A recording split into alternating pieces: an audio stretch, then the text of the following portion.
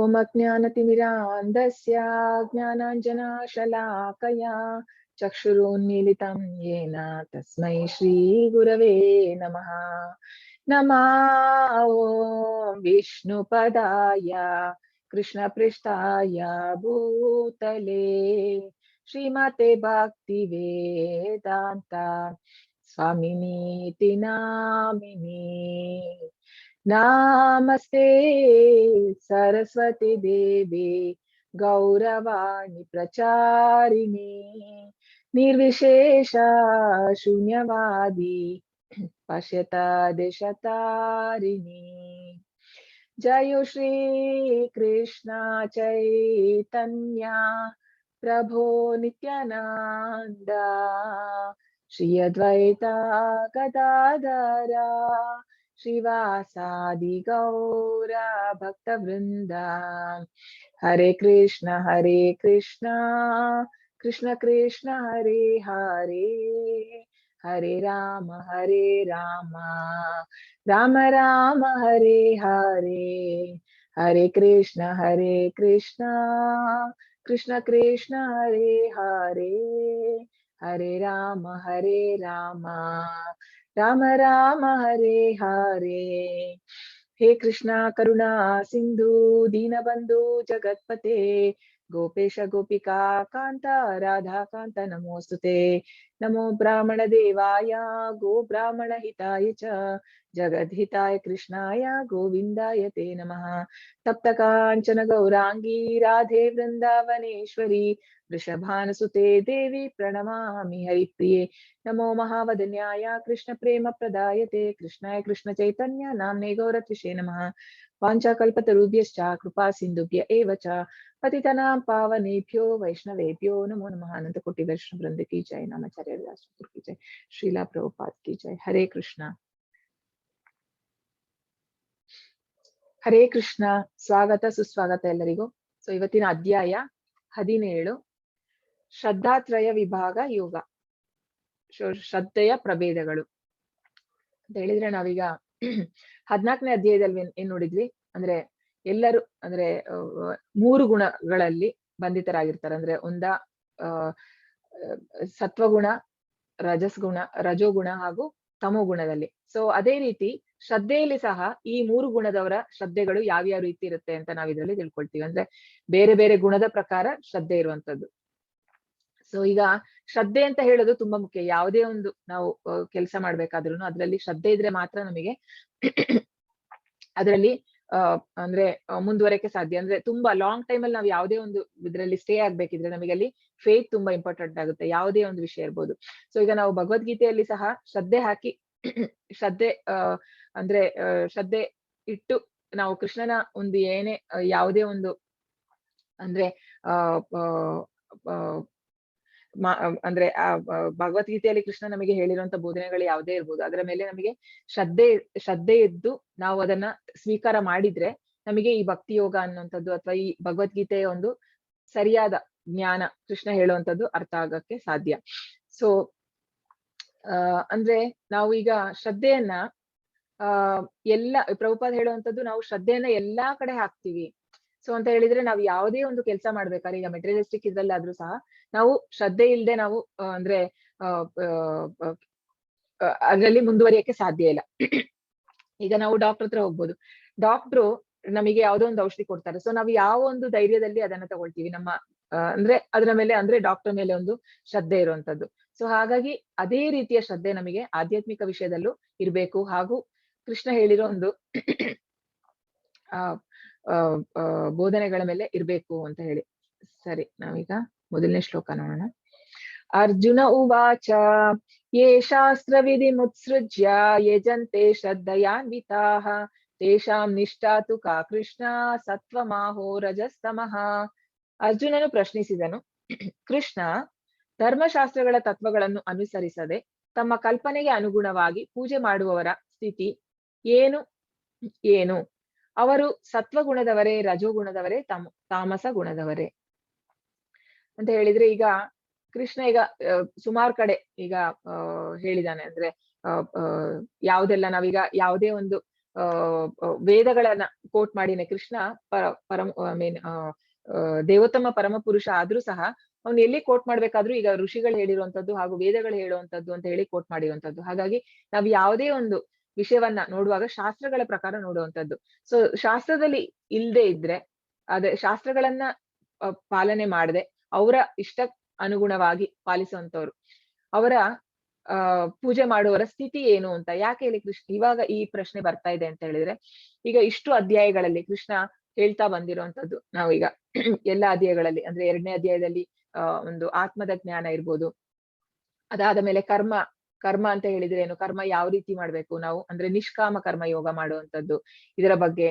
ಹಾಗೂ ಅಂದ್ರೆ ಕೃಷ್ಣ ಅವನನ್ನ ಡಿಕ್ಲೇರ್ ಮಾಡಿರುವಂತದ್ದು ಅವನೇ ಭಗವಂತ. ಹಾಗೂ ಅಂದ್ರೆ ಎಲ್ಲಾ ಸರ್ವ ಯೋನಿಷು ಕೌಂತೆಯ ಅಹಂ ಬೀಜ ಪದಾಪ್ರೀತ ಪಿತ ಮತ್ತು ಅಹಂ ಸರ್ವಸ್ಯ ಪ್ರಭವೋ ಮತ್ತ ಸರ್ವಂ ಪ್ರವರ್ತತೆ ಇತಿ ಮತ್ವಾ ಭಜಂತೆ ಮಾ ಬುಧಾಭಾವ ಸಮನ್ವಿತ. ನಾನೇ ಎಲ್ಲದರ ಪ್ರಭು.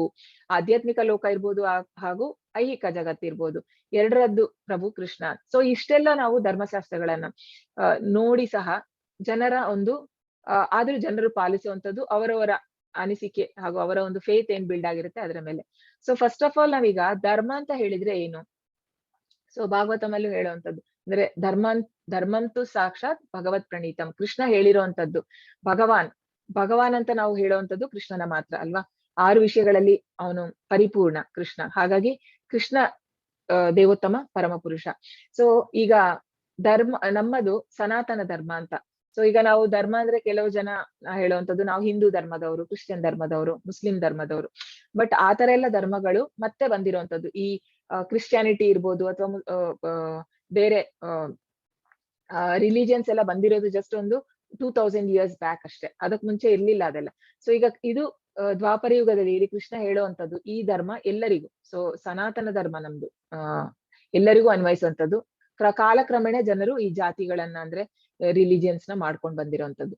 ಸೊ ಅದರ ಪ್ರಕಾರ ಅವರದೀಗ ಇದ್ರಲ್ಲಿ ನಾವು ನೋಡ್ತೀವಿ ಲೈಕ್ ಈ ತರ ಅಂದ್ರೆ ಸೈಂಟಾಲಜಿ ಅಂತ ಹೇಳಿ ಅಂದ್ರೆ ಪಾಶ್ಚಾತ್ಯ ದೇಶದಲ್ಲಿ ಈ ತರ ಒಂದು ಕಲ್ಟ್ ಇದೆ. ಅಂದ್ರೆ ಅದಕ್ಕೆ ಅದರದ್ದೇ ಆದ ಒಂದು ಫಿಲಾಸಫಿ, ಅದನ್ನ ಜನ ಫಾಲೋ ಮಾಡುವಂಥದ್ದು, ಅದಕ್ಕೆ ಫಾಲೋವರ್ಸ್ ಇರುವಂತದ್ದು. ಹಾಗೂ ಫ್ಲೈಯಿಂಗ್ ಸ್ಪ್ಯಾಗೆಟಿ ಮಾನ್ಸ್ಟರ್ ಅಂತ ಹೇಳಿ ನೋಡ್ಬೋದು ನಾವ್ ಇದ್ರಲ್ಲಿ.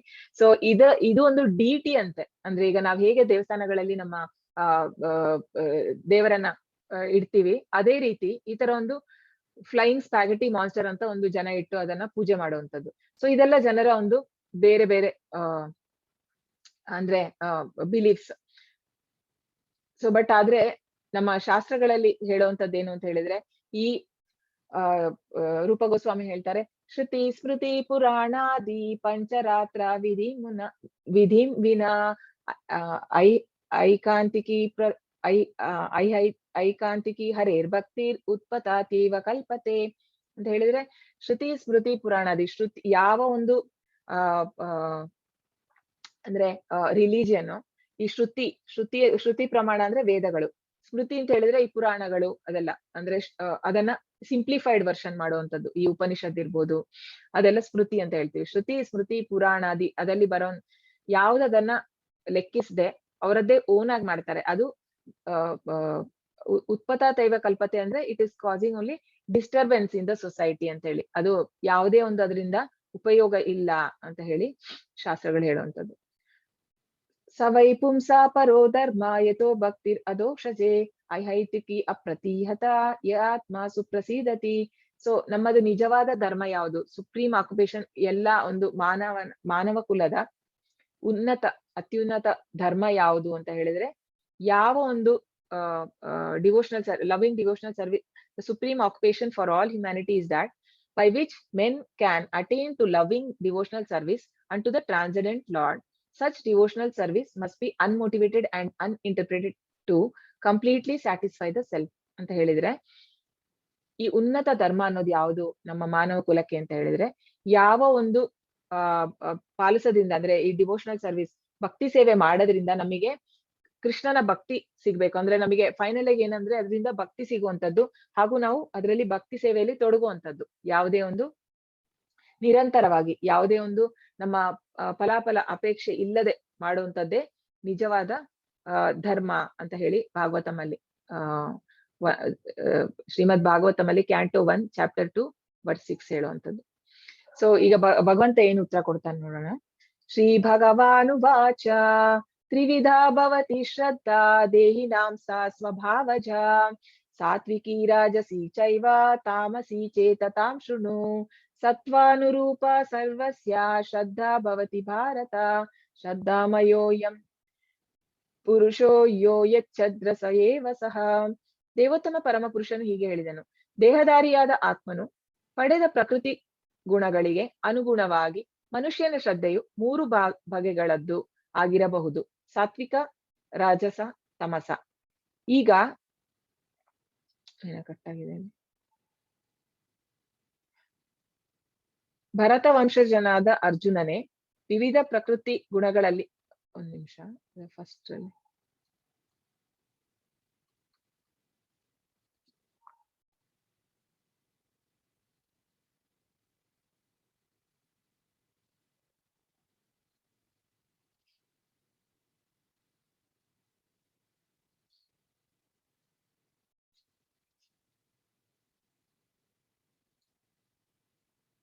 ಓಕೆ, ಜಸ್ಟ್ ಒಂದ್ ಲೈನ್ ಇದೆ. ಈಗ ಅದರ ಬಗ್ಗೆ ಕೇಳು ಅಂತ ಇದೆ.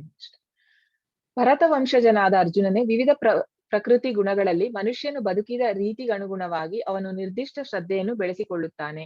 ಜೀವಿಯು ಗಳಿಸಿಕೊಂಡ ಗುಣಗಳಿಗೆ ಅನುಗುಣವಾಗಿ ಅವನು ಒಂದು ನಿರ್ದಿಷ್ಟ ಶ್ರದ್ಧೆಯವನು ಎಂದು ಹೇಳುತ್ತಾರೆ. ಸೊ ಇಲ್ಲಿ ದೇಹಧಾರಿಯಾದ ಆತ್ಮ ಅನ್ನೋದು ತುಂಬಾ ಮುಖ್ಯ ಆಗುವಂಥದ್ದು. ಅಂತ ಹೇಳಿದ್ರೆ, ನಮಗೆ ಯಾವ ದೇಹ ಸಿಕ್ಕಿದೆ ಅದರ ಅನುಗುಣವಾಗಿ ನಮ್ಮ ಶ್ರದ್ಧೆ ಇರುವಂತದ್ದು. ಈಗ ಮನುಷ್ಯನ ಅಂದ್ರೆ ಮನುಷ್ಯನ ಶ್ರದ್ಧೆ ಬೇರೆ ಇರ್ಬೋದು, ಪ್ರಾಣಿಗಳದ್ದೇ ಬೇರೆ ಇರ್ಬೋದಲ್ಲ. ಅಂದ್ರೆ ನಮಗೆ ದೇಹಧಾರಿ ಆತ್ಮ ಅಂತ ಹೇಳಿದ್ರೆ ಎಂಬಾಡಿಡ್ ಸೋಲ್. ನಾವು ಆಕ್ಚುಲಿ ಆತ್ಮದ ಸ್ವರೂಪ ಏನು, ನಾವು ಸಚ್ಚಿತ್ ಆನಂದ. ಆದ್ರೆ ಈ ಒಂದು ಭೌತಿಕ ಪ್ರಪಂಚಕ್ಕೆ ಬಂದು ಈ 3 ಗುಣಗಳಿಂದಾಗಿ ನಮಗೆ ಈ ದೇಹ ಇರುವಂತದ್ದು, ಈ ಮೆಟೀರಿಯಲ್ ಅಂದ್ರೆ 3 ಗುಣಗಳ 5 ಪಂಚಭೂತಗಳು ಹಾಗೂ 3 ಸೂಕ್ಷ್ಮ ಶರೀರ ಇದರಿಂದ ಮಾಡಿರುವಂತದ್ದಕ್ಕೆ ನಾವು ಅಂದ್ರೆ ಭೂಮಿ, ಗಾಳಿ, ಬೆಂಕಿ, ಆಕಾಶ, ನೀರು. ಸೊ ಇದರಿಂದ ಮಾಡಿರುವಂತದ್ದು, ಪಂಚಭೂತಗಳಿಂದ ಮಾಡಿರುವಂತದ್ದು ನಮ್ಮ ಈ ದೇಹ. ಹಾಗೂ 3 ಸೂಕ್ಷ್ಮ ಶರೀರ ಯಾವುದೆಲ್ಲ, ಬುದ್ಧಿ, ಮನಸ್ಸು ಹಾಗೂ ಅಹಂಕಾರ. ಸೊ ಇದು ಹಾಗಾಗಿ ಇಲ್ಲಿ ಕೃಷ್ಣ ಹೇಳುವಂತದ್ದು ದೇಹಧಾರಿಯಾದ ಆತ್ಮ ಅಂತ ಹೇಳಿ. ಅಂದ್ರೆ ನಾವು ಅಂದ್ರೆ ನಾವು ಅಲ್ದಿದ್ರೆ ಪ್ಯೂರ್ ಆಸ್ ಕೃಷ್ಣನ್ ತರನೇ ಆತ್ಮ ಸಹ ಪ್ಯೂರ್ ಸಚ್ಚಿತ್ ಆನಂದ. ಆದ್ರೆ ಈಗ ನಮಗೆ ಆ ದೇಹ ಬಂದಿರೋದ್ರಿಂದ ನಾವು ನಮ್ಮ ಬೇರೆ ಬೇರೆ ಒಂದು ಶ್ರದ್ಧೆಯನ್ನ ಬೆಳೆಸ್ಕೊಂಡಿರುವಂತದ್ದು. ಇಲ್ಲಾಂದ್ರೆ ನಮ್ದು ನಿಜವಾದ ಸ್ವರೂಪ ಏನು, ಜೀವೇರೇ ಸ್ವರೂಪ ಹೋಯ್ ಕೃಷ್ಣರೇ ನಿತ್ಯದಾಸ್. ಸೊ ನಾವ್ ಯಾವಾಗ್ಲೂ ಕೃಷ್ಣನ ಒಂದು ಸೇವಕರು. ಸೊ ಆದ್ರೆ ನಮಗೀಗ ಅದನ್ನ ಮರ್ತೋಗಿ ನಮಗೇನಾಗಿದೆ, ನಮ್ಮ 3 ಬೇರೆ ಬೇರೆ ಶ್ರದ್ಧೆಗಳಿದೆ ನಮಗೆ. ನಾವು ಬೆಳೆದು ಬಂದಂತ ವಾತಾವರಣ ಇರ್ಬೋದು, ಅಥವಾ ನಮಗೆ ಸಿಕ್ಕಿರುವಂತ ದೇಹದ ಪ್ರಕಾರ, ಗುಣಗಳ ಪ್ರಕಾರ ಇಲ್ಲಿ ಶ್ರದ್ಧೆ ಇರುವಂತದ್ದು ಅಂತ. ಈಗ ಇಲ್ಲಿ ಅವರ ಬೇರೆ ಬೇರೆ ಶ್ರದ್ಧೆ ಇರೋರ ಏನು, ಅವರ ಡೆಸ್ಟಿನೇಷನ್ ಏನಾಗ್ಬೋದು, ಅವರ ಒಂದು ಅಂತ ಹೇಳಿ ಇಲ್ಲಿ ನೋಡಿದ್ರೆ, ನಾವೀಗ ರಜೋಗುಣದಲ್ಲಿರೋರು ಅಂದ್ರೆ ಈ ಕರ್ಮಿ ಕೆಲಸ ಯಾವಾಗ್ಲೂ ಆದ್ರೆ ಕೆಲಸದಲ್ಲಿ ತೊಡಗಿರುವಂತದ್ದು, ಹಾಗೂ ಅವರ ಅದು ಇಂದ್ರಿಯ ತೃಪ್ತಿಗೆ ಇರ್ಬೋದು, ಅಥವಾ ಒಂದು ವೇದಗಳಲ್ಲಿ ಇರುವಂತದ್ದು. ಅಂದ್ರೆ ಈಗ ವೇದಗಳಲ್ಲಿ ಇರುವಂತದ್ದೇನು, 90% ಆಫ್ ವೇದಾಸ್ ಏನ್ ಹೇಳುವಂತದ್ದು ಅಂದ್ರೆ ಕೆಲವೊಂದು ಕರ್ಮಗಳನ್ನ ಮಾಡಿದ್ರೆ ಬೇರೆ ಬೇರೆ ಫಲಗಳು ಸಿಗುವಂತದ್ದು. ಸೊ ಆದ್ರೆ ವೇದಗಳ ಉದ್ದೇಶ ಸಹ ಭಗವಂತನನ್ನ ತಿಳ್ಕೊಳ್ಳುವಂತದ್ದು. ಆದ್ರೆ ಅದು ಅಲ್ಲಿವರೆಗೂ ಯಾರು ಹೋಗುವಂತದ್ದೇ ಇಲ್ಲ. ಅಂದ್ರೆ ಅದು ತುಂಬಾ ಲೇಟರ್ ಸ್ಟೇಜ್ ಅಲ್ಲಿ ಅಂದ್ರೆ ಕೊನೆಯಲ್ಲಿ ಕೊಟ್ಟಿದ್ದಾರೆ. ಅಂದ್ರೆ ವೇದೈಶ್ಚ ಸರ್ವೇರ್ ಅಹಮೇವ ವೇದೋ ಅಂತ ಕೃಷ್ಣ ಸಹ ಹೇಳುವಂತದ್ದು. ಅಂದ್ರೆ ಎಲ್ಲಾ ವೇದಗಳಿಂದ ತಿಳ್ಕೊಬೇಕಾಗಿರುವಂತದ್ದು ವಸ್ತು ಯಾರು ಅಂದ್ರೆ ಅದು ಕೃಷ್ಣ. ಆದ್ರೆ ಇದ್ರಲ್ಲಿ ಹೆಚ್ಚಾಗಿ ಜನರು ಅಟ್ರಾಕ್ಟ್ ಆಗುವಂತದ್ದು ಯಾಕೆ ಅಂತ ಹೇಳಿದ್ರೆ, ನಮಗೆ ಇಂದ್ರಿಯ ಸುಖ ಮಾಡ್ಬೇಕು ಇಲ್ಲಿ. ಹಾಗಾಗಿ ನಾವು ಆ ವಿಷಯಗಳಲ್ಲಿ ಮಾತ್ರ ನೋಡ್ತೀವಿ. ನಮಗೆ ಯಾವ್ದು ಇಂಟ್ರೆಸ್ಟ್ ಇದೆಯೋ ಅದನ್ನ ಮಾತ್ರ ನಾವು ತಗೊಳ್ಳುವಂತದ್ದು. ಸೊ ವೇದಗಳಲ್ಲಿ ಇವರು ಪಠನ ಮಾಡೋರು ಹೆಚ್ಚಾಗಿ ತಗೊಳ್ಳುವಂತದ್ದೇನು, ಕಾಮ್ಯ ಕರ್ಮಗಳು. ಸೊ ಈಗ ನಾವು ನೃಗನ ಎಕ್ಸಾಂಪಲ್ ನೋಡಿದ್ವಿ. ಹೇಗೆ ಅವನು ಈ ದನಗಳನ್ನ ಲಕ್ಷಾಂತರ ದನಗಳನ್ನ ದಾನ ಮಾಡುವಂತದ್ದು, ಬೇರೆ ತುಂಬಾ ಚಾರಿಟಿ ಮಾಡಿರುವಂತದ್ದು ನೃಗ ಮಹಾರಾಜ್. ಆದ್ರೂ ಸಹ ಅವನಿಗೆ ಒಂದು ಸಣ್ಣ ಒಂದು ತಪ್ಪಿಂದ ಶಾಪ ಸಿಕ್ಕಿ ಅವನು ಹಲ್ಲಿ ಆಗುವಂತ ಕಥೆಯನ್ನು ಕೇಳಿದ್ವಿ ನಾವು. ಸೊ ಅದೇ ರೀತಿ ಇಲ್ಲಿ ಕಾಮಕರ್ಮ ಮಾಡೋದ್ರಿಂದ ಏನಾಗ್ಬೋದು ಅಂತ ಹೇಳಿದ್ರೆ ಅವರು ಹುಟ್ಟು ಸಾವು ಇಲ್ಲಿ ಹುಟ್ಟತಾನೆ ಇರ್ಬೇಕು, ಅಂದ್ರೆ ಇದಕ್ಕೆ ಎಂಡ್ ಇಲ್ಲ. ಸೊ ಹೆಚ್ಚಂತ ಹೇಳಿದ್ರೆ ಅವರು ಸ್ವರ್ಗಲೋಕಕ್ಕೆ ಹೋಗ್ಬೋದು, ತುಂಬಾ ಒಳ್ಳೆ ಕೆಲಸ ಮಾಡಿದ್ರೆ ಅವರು ಸ್ವರ್ಗಲೋಕಕ್ಕೆ ಹೋಗ್ಬೋದು. ಅದೇ ಈಗ ಸತ್ವಗುಣದಲ್ಲಿ ಅಂತ ಹೇಳಿದ್ರೆ ಜ್ಞಾನಿಗಳು ಜ್ಞಾನಿಗಳೇನಂತ ಹೇಳಿದ್ರೆ ಅವರಿಗೂ ಸಹ ಅದು ಶುದ್ಧವಾದ ಒಂದು ಭಕ್ತಿ ಅಲ್ಲ, ದೇವರನ್ನ ಧ್ಯಾನ ಮಾಡ್ತಾರೆ. ಆದ್ರೆ ಅವರು ಕೇಳ್ಕೊಳ್ಳುವಂತದ್ದೇನು, ಯಾಕೋಸ್ಕರ ಅವರೊಂದು ನಿರಾಕಾರ ಬ್ರಹ್ಮನ ಮೇಲೆ ಒಂದು ಧ್ಯಾನ ಮಾಡುವಂತದ್ದು. ಆದ್ರೆ ಅವರ ಗುರಿ ಏನು ಅಂತ ಹೇಳಿದ್ರೆ ಮುಕ್ತಿ ಸಿಗ್ಬೇಕು ಅಂತ ಹೇಳಿ ಮಾಡುವಂತದ್ದು. ಅದೇ ಈಗ ಶುದ್ಧ ಭಕ್ತ ಆದ್ರೆ ಇವನು ಜ್ಞಾನಿಯನ್ನು ಬ್ರಹ್ಮನ್ ಅನ್ನೋ ಒಂದು ಸ್ಟೇಜ್ಗೆ ಹೋಗ್ಬೋದು. ಆದ್ರೆ ಏನಂತ ಹೇಳಿದ್ರೆ ಪ್ರಭುಪಾದ್ ಹೇಳುವಂತದ್ದು ಬ್ರಹ್ಮ ಜ್ಯೋತಿಗೆ ಹೋದ್ರೂ ಸಹ ಅಲ್ಲಿ ತುಂಬುತ್ತಿರಕ್ಕೆ ಸಾಧ್ಯ ಇಲ್ಲ ಅಂತೆ. ಅಂದ್ರೆ ಈ ಕೃಷ್ಣನ ಲೋಕ ಏನಿದೆ ಅದ್ರ ಹೊರಗಡೆಯಿಂದ ಬರುವಂತ ಎಫಲ್ಜೆನ್ಸ್, ಅಂದ್ರೆ ಅದು ಕೃಷ್ಣನ ಎಫಲ್ಜೆನ್ಸ್, ಅದು ಅಂದ್ರೆ ಕೃಷ್ಣನ ಒಂದು ದೇಹದಿಂದ ಬರುವಂತ ಒಂದು ಪ್ರಕಾಶ ಬ್ರಹ್ಮನ್ ಅಂತ ಹೇಳಿದ್ರೆ. ನಾವು ಅದನ್ನ 2ನೇ ಅಧ್ಯಾಯದಲ್ಲಿ ನೋಡಿದ್ವಿ, ಯಾವ್ದು 3 ರೀತಿಯ ಸಾಕ್ಷಾತ್ಕಾರದಲ್ಲಿ, ಬ್ರಹ್ಮನ್, ಪರಮಾತ್ಮ ಹಾಗೂ ಭಗವಾನ್ ಅಂತ ಹೇಳಿ. ಸೊ ಈಗ ಆ ಬ್ರಹ್ಮನಲ್ಲಿ ಏನಾಗುತ್ತೆ ಅಂತ ಹೇಳಿದ್ರೆ ಅಲ್ಲಿ ಯಾವುದೇ ಸೇವೆ ಇಲ್ಲ ದೇವರದ್ದು, ಜಸ್ಟ್ ಒಂದು ದೇವರ ಧ್ಯಾನ ಮಾಡುವಂಥದ್ದು. ಸೊ ಅದ್ರಲ್ಲಿ ಏನಾಗುತ್ತೆ, ಅವರು ತುಂಬೋ ತೀರಕ್ಕೆ ಸಾಧ್ಯ ಇಲ್ಲ, ಮತ್ತೆ ಅವರು ಅಲ್ಲಿಂದ ಬೀಳ್ತಾರೆ. ಸ್ವಲ್ಪ ಟೈಮ್ ಆಗುವಾಗ ಏನಾಗುತ್ತೆ, ಅವರಲ್ಲಿಂದ ಕೆಳಗ್ ಬರ್ತಾರೆ, ಮತ್ತೆ ಜನನ, ಮತ್ತೆ ಅವರು ಬೇರೆ ಬೇರೆ ಈ ಚಾರಿಟಿ ವರ್ಕ್ ಅಲ್ಲಿ ಈ ಹಾಸ್ಪಿಟಲ್ಸ್ ಮಾಡುವಂತದ್ದು, ಇಂಥ ಕೆಲಸಗಳಲ್ಲಿ ಅವರು ತೊಡಗುತ್ತಾರೆ. ಆಮೇಲೆ ನಿಧಾನವಾಗಿ ಅವರು ದೇವರ ಹತ್ರ ಬರುವಂತದ್ದು, ಅಂದ್ರೆ ಕೃಷ್ಣನೇ ಹೇಳುವಂತದ್ದು, ಬಹೂನಾಂ ಜನ್ಮ ನಾಮಂತೆ ಜ್ಞಾನವಾನ್ ಮಾಂ ಪ್ರಪದ್ಯತೆ ವಾಸುದೇವ ಸರ್ವಮಿತಿ ಸ ಮಹಾತ್ಮ ಸುದುರ್ಲಭ. ಅಂದ್ರೆ ತುಂಬಾ ಜನ್ಮಗಳ ಆದ್ಮೇಲೆ ಒಬ್ಬನು ಅರ್ಥಕೊಳ್ಳುವಂಥದ್ದು ಕೃಷ್ಣ ಪರಮಾತ್ಮ, ವಾಸುದೇವನೇ ಎಲ್ಲ, ಸರ್ವಮಿತಿ. ಸೊ ಅಂತಹ ಮಹಾತ್ಮ ಸುದುರ್ಲಭ, ತುಂಬಾ ವಿರಳ ಅಂತ ಹೇಳಿ ಕೃಷ್ಣ ಹೇಳುವಂತದ್ದು 7ನೇ ಅಧ್ಯಾಯದಲ್ಲಿ. ಸೊ ಹಾಗಾಗಿ ಜ್ಞಾನಿಗಳು ತುಂಬಾ ವರ್ಷ ತಪಸ್ ಮಾಡಿ ಮಾಡಿ ಮಾಡಿ ಹುಟ್ಟು ಸಾವು ಆಗಿ ಕೊನೆಗೆ ಒಂದಿನ ಅವರು ಭಗವಂತನನ್ನ ಅರ್ಥ ಮಾಡ್ಕೊಳ್ಳುವಂಥದ್ದು. ಅದೇ ಭಕ್ತರು ಏನ್ ಮಾಡ್ತಾರೆ, ಅವರು ಡೈರೆಕ್ಟ್ ಒಂದು ಕೃಷ್ಣನ ಒಂದು ಭಕ್ತಿ ಸೇವೆಯಲ್ಲಿ ತೊಡಗುವಂಥದ್ದು. ನಾವೀಗ ನವವಿಧ ಭಕ್ತಿಯಲ್ಲಿ ನೋಡಿದ್ವಿ ಯಾವ್ದೆಲ್ಲ, ಶ್ರವಣಂ ಕೀರ್ತನಂ ವಿಷ್ಣು ಸ್ಮರಣಂ ಪಾದ ಸೇವನಂ ಅರ್ಚನಂ ವಂದನಂ ದಾಸ್ಯಂ ಸಖ್ಯಂ ಆತ್ಮ ನಿವೇದನಂ ಅಂತ ಹೇಳಿದ್ರೆ, ಶ್ರವಣಂ ಅಂದ್ರೆ ಕೇಳುವಂಥದ್ದು, ಕೃಷ್ಣನ ಬಗ್ಗೆ ಕೇಳುವಂಥದ್ದು. ಈಗ ನಾವು ಎಲ್ಲ ಕೃಷ್ಣನ ಬಗ್ಗೆ ಕೇಳ್ತಾ ಇದ್ದೀವಿ, ಕೃಷ್ಣ ಹೇಳಿರುವಂತ ಜ್ಞಾನದ ಬಗ್ಗೆ, ಈ ಭಗವದ್ಗೀತೆಯ ಒಂದು ಜ್ಞಾನದ ಬಗ್ಗೆ ಇರ್ಬೋದು, ಅದನ್ನ ಕೇಳುವಂಥದ್ದು. ಭಾಗವತಂ ಕೇಳುವಂಥದ್ದು. ದಯವಿಟ್ಟು ಎಲ್ಲರೂ ಭಾಗವತಂ ಕ್ಲಾಸಿಗೆ ಅಟೆಂಡ್ ಮಾಡಿ. ಅದನ್ನ ಲಿಂಕ್ ಸಹ ನಾನು ಈಗ ಶೇರ್ ಮಾಡ್ತೀನಿ ನಿಮಗೆ. ಬೆಳಿಗ್ಗೆ 8 ಗಂಟೆಗೆ ಪ್ರಭುಜಿ ತಗೊಳ್ತಾರೆ ಕನ್ನಡದಲ್ಲಿ. ಸೊ ಅಂದ್ರೆ ಭಾಗವತಂ ಇದನ್ನ ಕೇಳ್ತಾ ಏನಾಗುತ್ತೆ, ನಮ್ಮ ಪ್ರಜ್ಞೆಯು ಪ್ಯೂರ್ ಆಗುವಂತದ್ದು.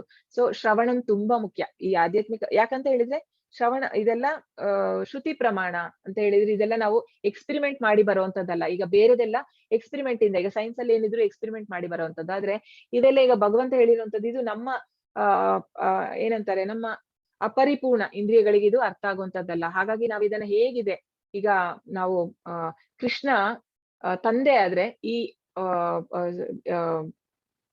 ಏನಂತಾರೆ, ಈ ಶಾಸ್ತ್ರಗಳನ್ನ ತಾಯಿ ಅಂತ ನಾವ್ ಹೇಳುವಂಥದ್ದು. ತಾಯಿ ಹಾಗೂ ಸೊ ತಾಯಿಯಿಂದ ತಿಳ್ಕೊಬೇಕು ಏನು ತಂದೆ ಬಗ್ಗೆ. ಹಾಗಾಗಿ ನಾವೀಗ ಒಂದು ಮಗುವಿಗೆ ತಂದೆ ಬಗ್ಗೆ ಗೊತ್ತಾಗ್ಬೇಕಾದ್ರೆ ಅಂದ್ರೆ ತಾಯಿ ಹತ್ರ ಹೋಗಿ ಕೇಳೋದು ತಂದೆ ಯಾರು ಅಂತ. ಸೊ ಅದು ಇಂಟೆಲಿಜೆಂಟ್ ಅಂತ ಪ್ರಭುಪಾದ್ ಹೇಳ್ತಾರೆ. ಇಲ್ಲ, ನಾನು ನನ್ನ ತಂದೆ ಯಾರು ಅಂತ ನಾನು ತಿಳ್ಕೊಬೇಕು, ನಾನು ಎಕ್ಸ್ಪೆರಿಮೆಂಟ್ ಮಾಡಿ ಆ DNA ಟೆಸ್ಟ್ ಅದೆಲ್ಲ ಮಾಡ್ಬೇಕು ಅಂತ ಹೇಳಿದ್ರೆ ಏನಾಗುತ್ತೆ, ಎಷ್ಟೋ ವರ್ಷ ಆಗುತ್ತೆ. ಆಮೇಲೆ ಫೈನಲ್ ಆಗಿ ಯಾವಾಗ್ಲೂ ಒಂದಿನ ಎಷ್ಟೋ ಗೊತ್ತಾಗತ್ತೆ ಅಲ್ವಾ. ಸೊ ಅದೇ ರೀತಿ ನಾವು ಈ ವಿಷಯವನ್ನ, ಈ ಆಧ್ಯಾತ್ಮಿಕ ವಿಷಯಕ್ಕೆ ಬಂದಾಗ ನಾವ್ ಅದನ್ನ ಶಾಸ್ತ್ರದಿಂದ ಶ್ರುತಿ ಪ್ರಮಾಣ ಅಷ್ಟು ಮುಖ್ಯ ಅಂತ ಹೇಳಿ. ಸೊ ಶ್ರವಣಂ ತುಂಬಾ ಮುಖ್ಯವಾದದ್ದು. ನೆಕ್ಸ್ಟ್ ಬರುವಂತದ್ದು ಕೀರ್ತನಂ. ಶ್ರವಣಂ ಕೀರ್ತನೆ ಅಂದ್ರೂ ಸಹ ಹೇಳುವಂಥದ್ದು ದೇವರ ಬಗ್ಗೆ.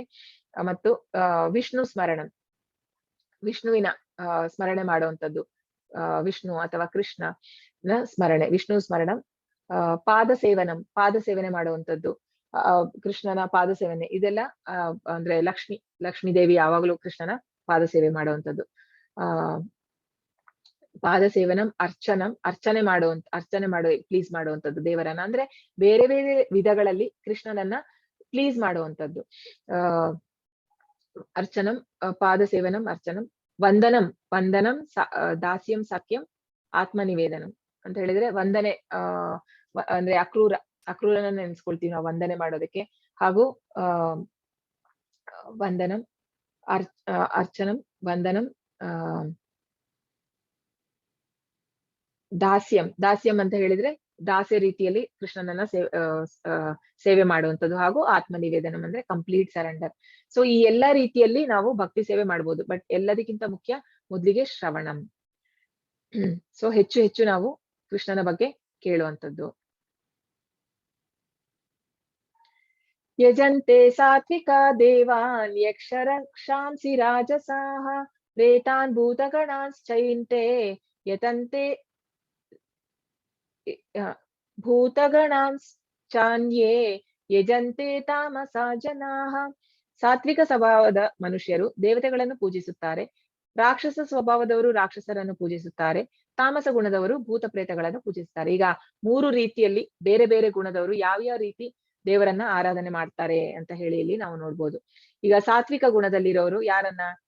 ದೇವತೆಗಳನ್ನ. ಸೊ ದೇವತೆಗಳನ್ನ ಪೂಜೆ ಮಾಡುವಂಥದ್ದು ಸಾತ್ವಿಕ ಗುಣ ಇಲ್ಲಿ ಕೃಷ್ಣ ಹೇಳುವಂಥದ್ದು. ಸೊ ಹಾಗೂ ರಾಕ್ಷಸ ಸ್ವಭಾವದವರು ಅಂದ್ರೆ ಈಗ ನಾವು ದೇವತೆಗಳನ್ನ ಅಂತ ಹೇಳುವಾಗ ಕೃಷ್ಣ ಹೇಳ್ತಾನೆ 2-3 ಕಡೆ ಬರುವಂತದ್ದು. ಅಂದ್ರೆ ಕಾಂಕ್ಷತ ಕರ್ಮಣ ಸಿದ್ಧಿಂ ಯಜಂತೆ ಅನ್ಯ ದೇವತಾಹ. ಅಂದ್ರೆ ಈ ಬೇಗ ನಮಗೆ ಈ ಒಂದು ಐಹಿಕ ಜಗತ್ತಿನಲ್ಲಿ ನಮ್ಮ ಇಚ್ಛೆಗಳು ಪೂರೈಸ್ಕೊಳ್ಳೋಕ್ಕೋಸ್ಕರ ಜನರು ಬೇರೆ ದೇವತೆಗಳನ್ನ ಪೂಜೆ ಮಾಡ್ತಾರೆ. ಅಂದ್ರೆ ಅಲ್ಲಿ ಬೇಗ ಅವರ ಫಲಗಳು ಸಹ ಬೇಗ ಬರುವಂತದ್ದು. ಆದ್ರೆ ಏನಂತ ಹೇಳಿದ್ರೆ ದೇವತೆಗಳಿಗೆ ಮಾಡೋದ್ರಿಂದ ನಮ್ಮ ಫಲಗಳು ಬರುವಂತದ್ದು ಹೌದು, ಅದು ಕೃಷ್ಣನೇ ಪ್ರೇರೇಪಿಸೋದು. ಯಾಕಂದ್ರೆ ಕೃಷ್ಣ ಪರಮಾತ್ಮಾಗಿ ದೇವತೆಗಳ ಹೃದಯದಲ್ಲೂ ಇರುವಂತದ್ದು, ನಮ್ಮ ಹೃದಯದಲ್ಲಿ ಇರುವಂತದ್ದು. ಸೊ ಅವನೇ ಅವರಿಗೆ ಪ್ರೇರೇಪಣೆ ಮಾಡುವಂತದ್ದು. ಇವನಿಗೆ ಈ ತರ ಒಂದು ಇಚ್ಛೆ ಇದೆ, ಅವನಿಗೆ ಗ್ರಾಂಟ್ ಮಾಡು. ಯಾಕೆ ಕೃಷ್ಣ ಅದನ್ನ ಮಾಡುವಂತದ್ದು?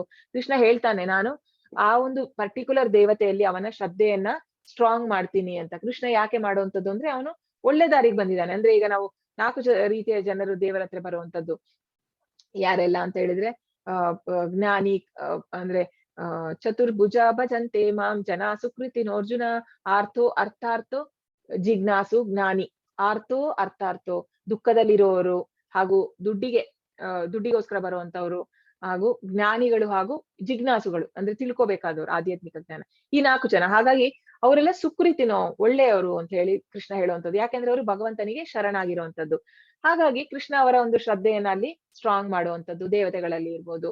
ಸೊ ಅಂದ್ರೆ ಹಾಗಾದ್ರು ಅಂದ್ರೆ ಅವರಿಗೆ ಕೊನೆಯಲ್ಲಿ ಅವರು ಬರ್ತಾರೆ, ಕೃಷ್ಣ ಇಂಟೆಲಿಜೆನ್ಸ್ ಅವರಿಗೆ ಕೊಡ್ತಾನೆ. ಕೃಷ್ಣ ಹೇಳುವಂತದ್ದೇನು? ದದಾಮಿ ಬುದ್ಧಿ ಯೋಗಂ ತಂ ಏನ ಮಾಮುಪಯ ಅಂತಿತೆ. ನಾನು ಅವರಿಗೆ ಅಂತ ಒಂದು ಬುದ್ಧಿ ಯೋಗವನ್ನ ಕೊಡ್ತೇನೆ, ನನ್ನ ಹತ್ರ ಹೇಗೆ ಬರುವಂತದ್ದು ಅಂತ ಹೇಳಿ, ಕೃಷ್ಣನ ಹತ್ರ ಹೋಗುವಂತವ್ರಿಗೆ. ಸೊ ಅದೇ ರೀತಿ ಇಲ್ಲಿ ದೇವತೆಗಳ ಹತ್ರ ಹೋಗುವಂತದ್ದು ಜನ, ಬೇರೆ ಬೇರೆ ದೇವತೆಗಳ ಹತ್ರ. ಆದ್ರೆ ಏನಂದ್ರೆ ಮುಕ್ತಿ ಅನ್ನೋದೇನಿದೆ ಅದು ಮಾತ್ರ ಕೃಷ್ಣನಿಗೆ ಮಾತ್ರ ಕೊಡ್ಲಿಕ್ಕೆ ಸಾಧ್ಯ. ಕೃಷ್ಣ ಅಂತ ಹೇಳಿದ್ರೆ ವಿಷ್ಣು ತತ್ವಗಳು ಯಾವುದೇ ಇರ್ಲಿ, ಅದು ರಾಮ ಇರ್ಬೋದು, ವಿಷ್ಣು ಇರ್ಬೋದು, ಎಲ್ಲ ವಿಷ್ಣು ತತ್ವಗಳಾಗುವಂಥದ್ದು.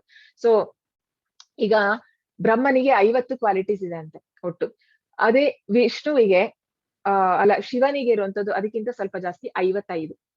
ನಂತರ ಬರುವಂತದ್ದು 60 ಕ್ವಾಲಿಟೀಸ್ ವಿಷ್ಣುಗಿರುವಂತದ್ದು. ಸೊ ಕೃಷ್ಣನಿಗೆ 64 ಕ್ವಾಲಿಟೀಸ್, 4 ಕ್ವಾಲಿಟಿ ಎಕ್ಸ್ಟ್ರಾ ಇರುವಂತದ್ದು. ಅಂದ್ರೆ ಇವರಿಗಿಂತೆಲ್ಲ ಹೆಚ್ಚು ಇರುವಂತದ್ದು. ಮತ್ತೆ ಬೇರೆ ದೇವತೆಗಳೆಲ್ಲ ಬರುವಂತದ್ದು ಬ್ರಹ್ಮಣ ಅಂಡರ್ ಅಲ್ಲಿ ಅವರಿಂದ. ಸೊ ಈಗ ಕೃಷ್ಣನಿಗೆ ಇರುವಂತದ್ದು 4 ಕ್ವಾಲಿಟೀಸ್ ಯಾವ್ದೆಲ್ಲ ಅದು ಎಕ್ಸ್ಟ್ರಾ ಅಂತ ಹೇಳಿದ್ರೆ, ಒಂದು ಲೀಲಾ ಮಾಧುರ್ಯ, ವೇಣು ಮಾಧುರ್ಯ, ಭಕ್ತ ಮಾಧುರ್ಯ, ರೂಪ ಮಾಧುರ್ಯ. ಈ 4 ಕೃಷ್ಣನ ಹತ್ರ ಹೆಚ್ಚಿರುವಂತದ್ದು. ಆದರೆ ಈ ಮುಕ್ತಿ ಕೊಡುವಂತದ್ದು ಈ ವಿಷ್ಣು ತತ್ವಕ್ಕೆ ಹಾಗೂ ಕೃಷ್ಣನಿಗೆ ಮಾತ್ರ ಸಾಧ್ಯ ಆಗುವಂತದ್ದು. ಸೊ ನಾವು ಬೇರೆ ಒಂದು ಈ ಐಹಿಕ ಜೀವನದಲ್ಲಿ ಹೇಗಿರ್ಬೇಕು ಅದಕ್ಕೆ ಮಾತ್ರ ನಮಗೆ ದೇವತೆಗಳಿಂದ ನಾವು ತಗೊಳ್ಬಹುದು ಹೊರತು ಮುಕ್ತಿ ಬೇಕಾದ್ರೆ ಅಥವಾ ಕೃಷ್ಣನ ಒಂದು ಧಾಮಕ್ಕೆ ಹೋಗ್ಬೇಕಾದ್ರೆ ಸಾಧ್ಯ ಇಲ್ಲ. ಸೊ ಇಲ್ಲಿ ನೆಕ್ಸ್ಟ್ ಬರುವಂತದ್ದು ರಾಜಸಿ ಗುಣ. ರಾಜಸಿ ಗುಣದವರು ಹೇಗೆ ಅಂತ ಹೇಳಿದ್ರೆ, ಅವರು ಅಂದ್ರೆ ಈಗ ಮನುಷ್ಯರನ್ನ, ಈ ಪಾಲಿಟಿಷಿಯನ್ಸ್ ಇರ್ತಾರೆ ಅಂತವ್ರನ್ನೆಲ್ಲ, ಅಂದ್ರೆ ಅವರಿಂದ ಕೆಲಸ ಆಗ್ಬೇಕಾಗಿರುತ್ತೆ, ಅವ್ರನ್ನ ಪ್ಲೀಸ್ ಮಾಡುವಂತದ್ದು ಇರ್ಬೋದು, ಅಥವಾ ಕೆಲವರು ಅವ್ರನ್ನ ದೇವರಾಗಿಯೂ ಸಹ ಪೂಜೆ ಮಾಡುವಂತದ್ದು. ಹಾಗೂ ಇದು ಈ ಫಿಲಿಂ ಸ್ಟಾರ್ಸ್ ಎಲ್ಲ ನೋಡ್ತೀವಿ, ಅವರಿಗೋಸ್ಕರ ಕೆಲವೊಂದು ರಾಜ್ಯಗಳಲ್ಲಿ ಅವರಿಗೆ ಒಂದು ದೇವಸ್ಥಾನವನ್ನು ಕಟ್ಟಿಸುವಂತದ್ದು, ಅಷ್ಟು ಒಂದು ಹುಚ್ಚು ಜನಕ್ಕೆ. ಅವರನ್ನ ಸಿನಿ ಸ್ಟಾರ್ಸ್ ಇರ್ಬೋದು, ಅಥವಾ ಈ ಪಾಲಿಟಿಷಿಯನ್ಸ್ ಎಲ್ಲ ಯಾರಾದ್ರೂ ಇರ್ಬೋದು, ಅವರನ್ನೇ ಒಂದು ದೇವರ ಒಂದು ಲೆವೆಲ್ ಅಲ್ಲಿ ನೋಡುವಂತದ್ದು. ಸೊ ಇಲ್ಲಿ ಏನಂತ ಹೇಳಿದ್ರೆ, ಇದು ಪ್ರಭುಪಾದ್ ಹೇಳುವಂತದ್ದು ರಾಕ್ಷಸ ಪ್ರವೃತ್ತಿ. ಅಂದ್ರೆ ಮಾಡೋರು ಪೂಜೆ ಮಾಡೋರು ತಪ್ಪು ಎಷ್ಟಿದೆಯೋ ಹಾಗೆ ಮಾಡಿಸ್ಕೊಳ್ಳೋರ್ದು ಸಹ. ಅಂದ್ರೆ ಕಪಟಿ ಸನ್ಯಾಸಿಗಳು ಎಷ್ಟೋ ಜನ ಇದ್ದಾರೆ, ನಾನೇ ದೇವ್ರು ಅಂತ ಹೇಳ್ಕೊಳ್ಳೋಂಥವ್ರಲ್ವಾ, ಅಂತವ್ರು ಸಹ ಇದ್ರಲ್ಲೇ ಬರುವಂತದ್ದು. ಸೊ ಇವರೆಲ್ಲ ರಾಜಸಿ ಗುಣದಲ್ಲಿರೋರು ಇಂಥವರನ್ನ ಪೂಜೆ ಮಾಡುವಂತದ್ದು ಅಂತ ಹೇಳಿ. ಹಾಗೂ ತಾಮಸದವರು ಏನ್ ಮಾಡ್ತಾರೆ, ಭೂತ ಪ್ರೇತದ ಆರಾಧನೆ. ಅಂದ್ರೆ ಈಗ ಪ್ರಾಣಿ ಬಲಿಯನ್ನ ಕೊಟ್ಟು ರಾತ್ರಿ 12 ಗಂಟೆಗೆ ಇಷ್ಟೊತ್ತಿಗೆಲ್ಲ ಅವ್ರು ಏನ್ ಮಾಡ್ತಾರೆ, ಒಂದು ಭೂತವನ್ನ ಆರಾಧನೆ ಮಾಡುವಂತದ್ದು. ಸೊ ಇವರು ತಾಮಸಿಕ ಗುಣದಲ್ಲಿ ಇದ್ದಾರೆ ಅಂತ ಹೇಳಿ ನಾವು ಅರ್ಥ ಮಾಡ್ಕೊಳ್ಬಹುದು. ಆದ್ರೆ ನಾವು ಇದರಿಂದ ಕೃಷ್ಣ ಹೇಳುವಂತದ್ದೇನು, 3 ಗುಣಗಳಿಂದ ಮೇಲೆ ಬರ್ಬೇಕು ನಾವು. ತ್ರೈಗುಣ್ಯ ವಿಷಯ ವೇದ ನಿಸ್ತ್ರೈಗುಣ್ಯೋ ಭವ ಅರ್ಜುನ, ನಿರ್ದ್ವಂದ್ವೋ ನಿತ್ಯ ಸತ್ವಸ್ಥೋ ನಿರ್ಯೋಗ ಕ್ಷೇಮ ಆತ್ಮವಾನ್ ಅಂತ ಹೇಳಿದ್ರೆ 3 ಗುಣಗಳಿಂದ ಮೇಲೆ ಶುದ್ಧ ಸತ್ವಕ್ಕೆ ಬರ್ಬೇಕು. ಸತ್ವಗುಣದಲ್ಲಿ ಇದ್ರೂ ಸಹ ಬಂಧನನೇ ಅದು. ಹಾಗೂ ರಜೋ ಹಾಗೂ ತಮೋಗುಣ ಸಹ ಬಂಧನ. ಸೊ ನಾವು ಸತ್ವದಿಂದ ಈ ಕೃಷ್ಣ ಪ್ರಜ್ಞೆ ಪ್ರಭುಪಾದ ಹೇಳುವಂತದ್ದು, ಕೃಷ್ಣ ಪ್ರಜ್ಞೆ ಮಾಡಿದ ಕೂಡ್ಲೆ ನಾವು ಸತ್ವ ಶುದ್ಧ ಸತ್ವ ಗುಣಕ್ಕೆ ಬರಕ್ಕೆ ಸಾಧ್ಯ. ಬರೀ ಕೃಷ್ಣ ಪ್ರಜ್ಞೆಯಿಂದ ಮಾತ್ರ ಅದು ಸಾಧ್ಯ ಅಂತ ಹೇಳಿ. ಸತ್ವಂ ವಿಶುದ್ಧಂ ವಾಸುದೇವ ಶಬ್ದಿತಂ ಅಂತ ಹೇಳಿದ್ರೆ ನೀವು ಭಾಗವತಮಲ್ಲಿ ಹೇಳುವಂತದ್ದು ಶುದ್ಧ ಸತ್ವ ಗುಣಕ್ಕೆ ನಾವು ಬರ್ಬೇಕು ಅಂತ ಹೇಳಿ.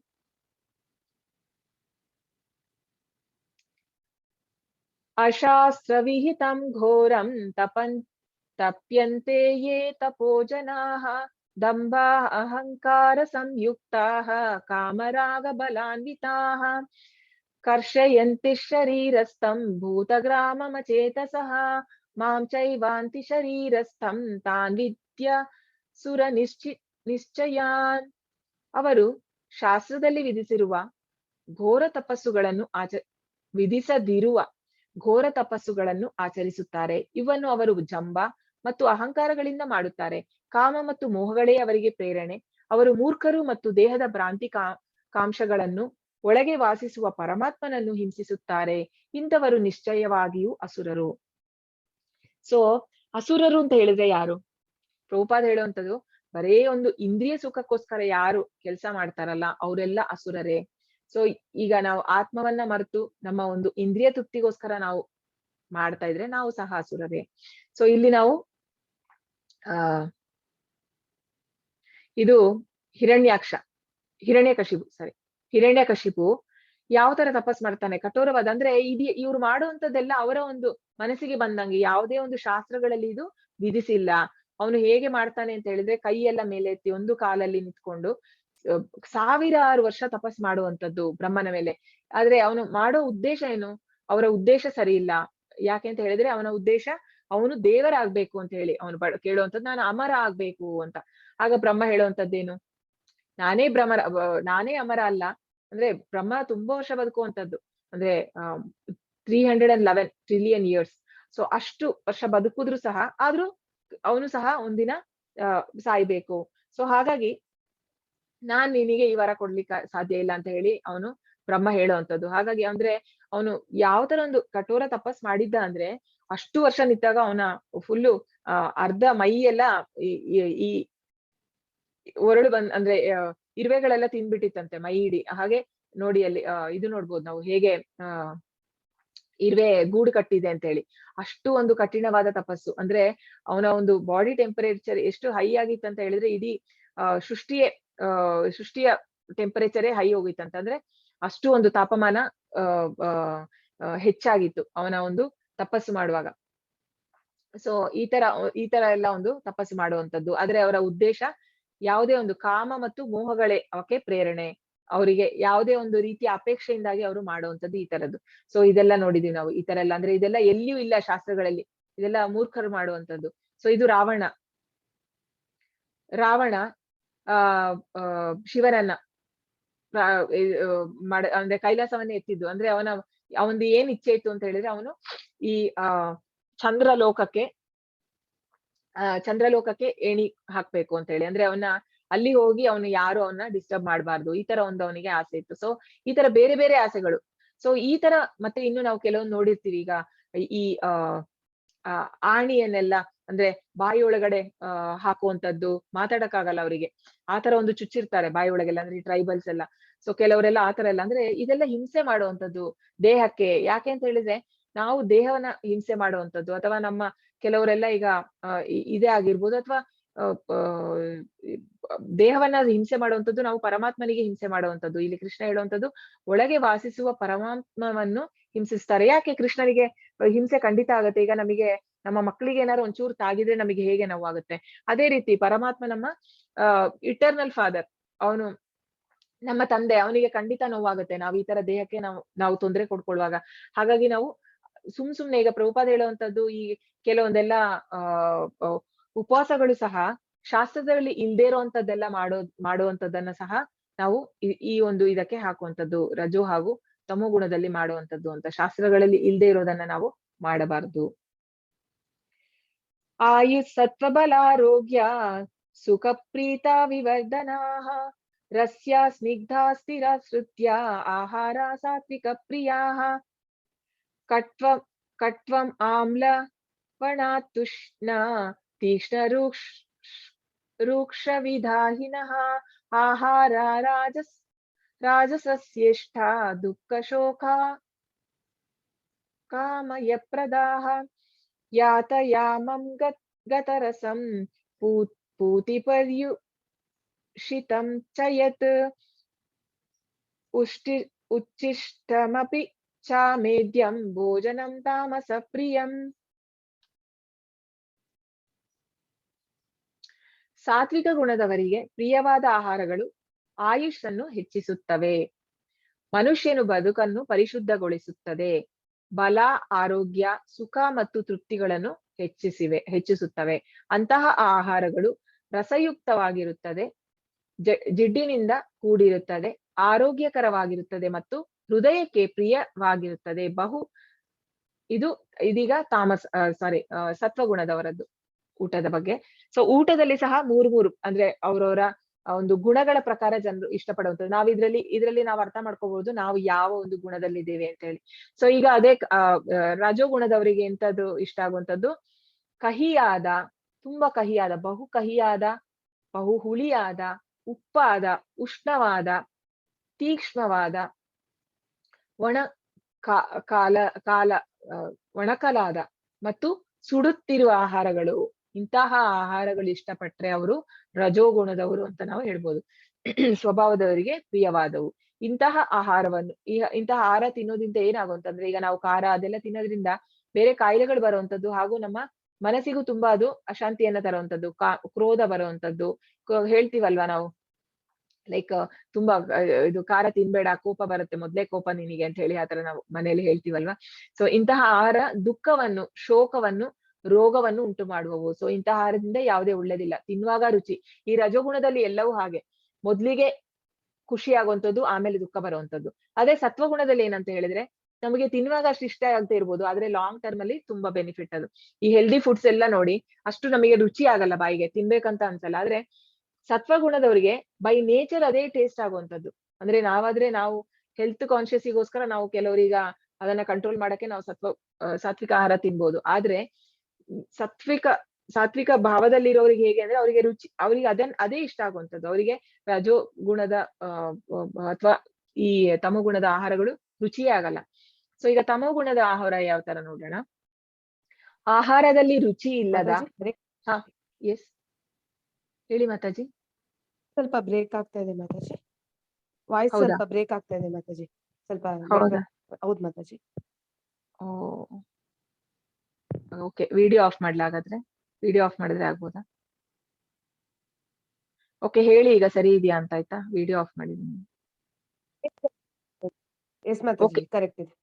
ಓಕೆ, ಅದು ಲೋ ಬ್ಯಾಂಡ್ ವಿಡ್ತ್ ಸ್ವಲ್ಪ ಬೆಟರ್ ಆಗತ್ತೆ ವಿಡಿಯೋ ಆಫ್ ಮಾಡಿದ್ರೆ.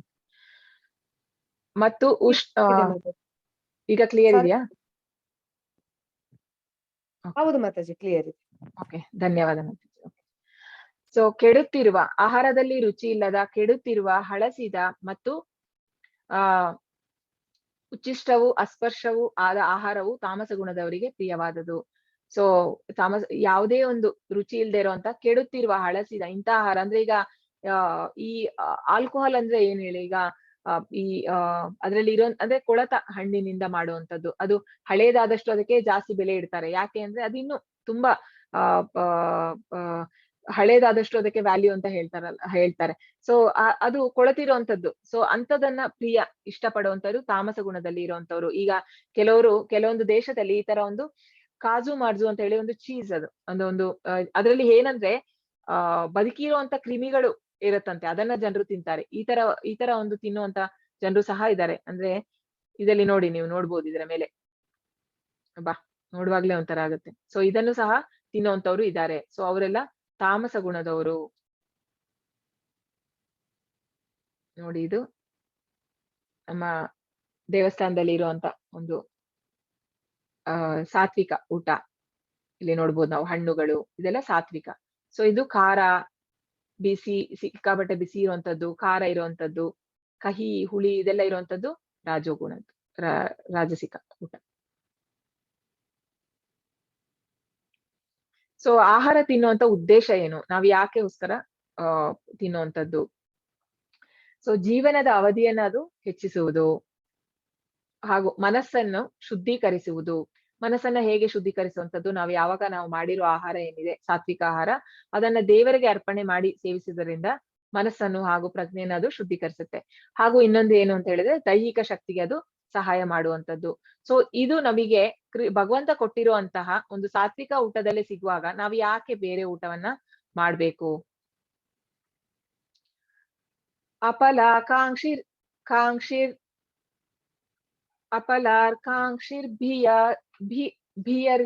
ಯಜ್ಞೋ ವಿಧಿದಿಷ್ಟೋ ಯುಜ್ಯತೆ ಯಷ್ಟವ್ಯಮೇವೇತಿ ಮನಃ ಸಮಾಧಾಯ ಸ ಸಾತ್ವಿಕಃ.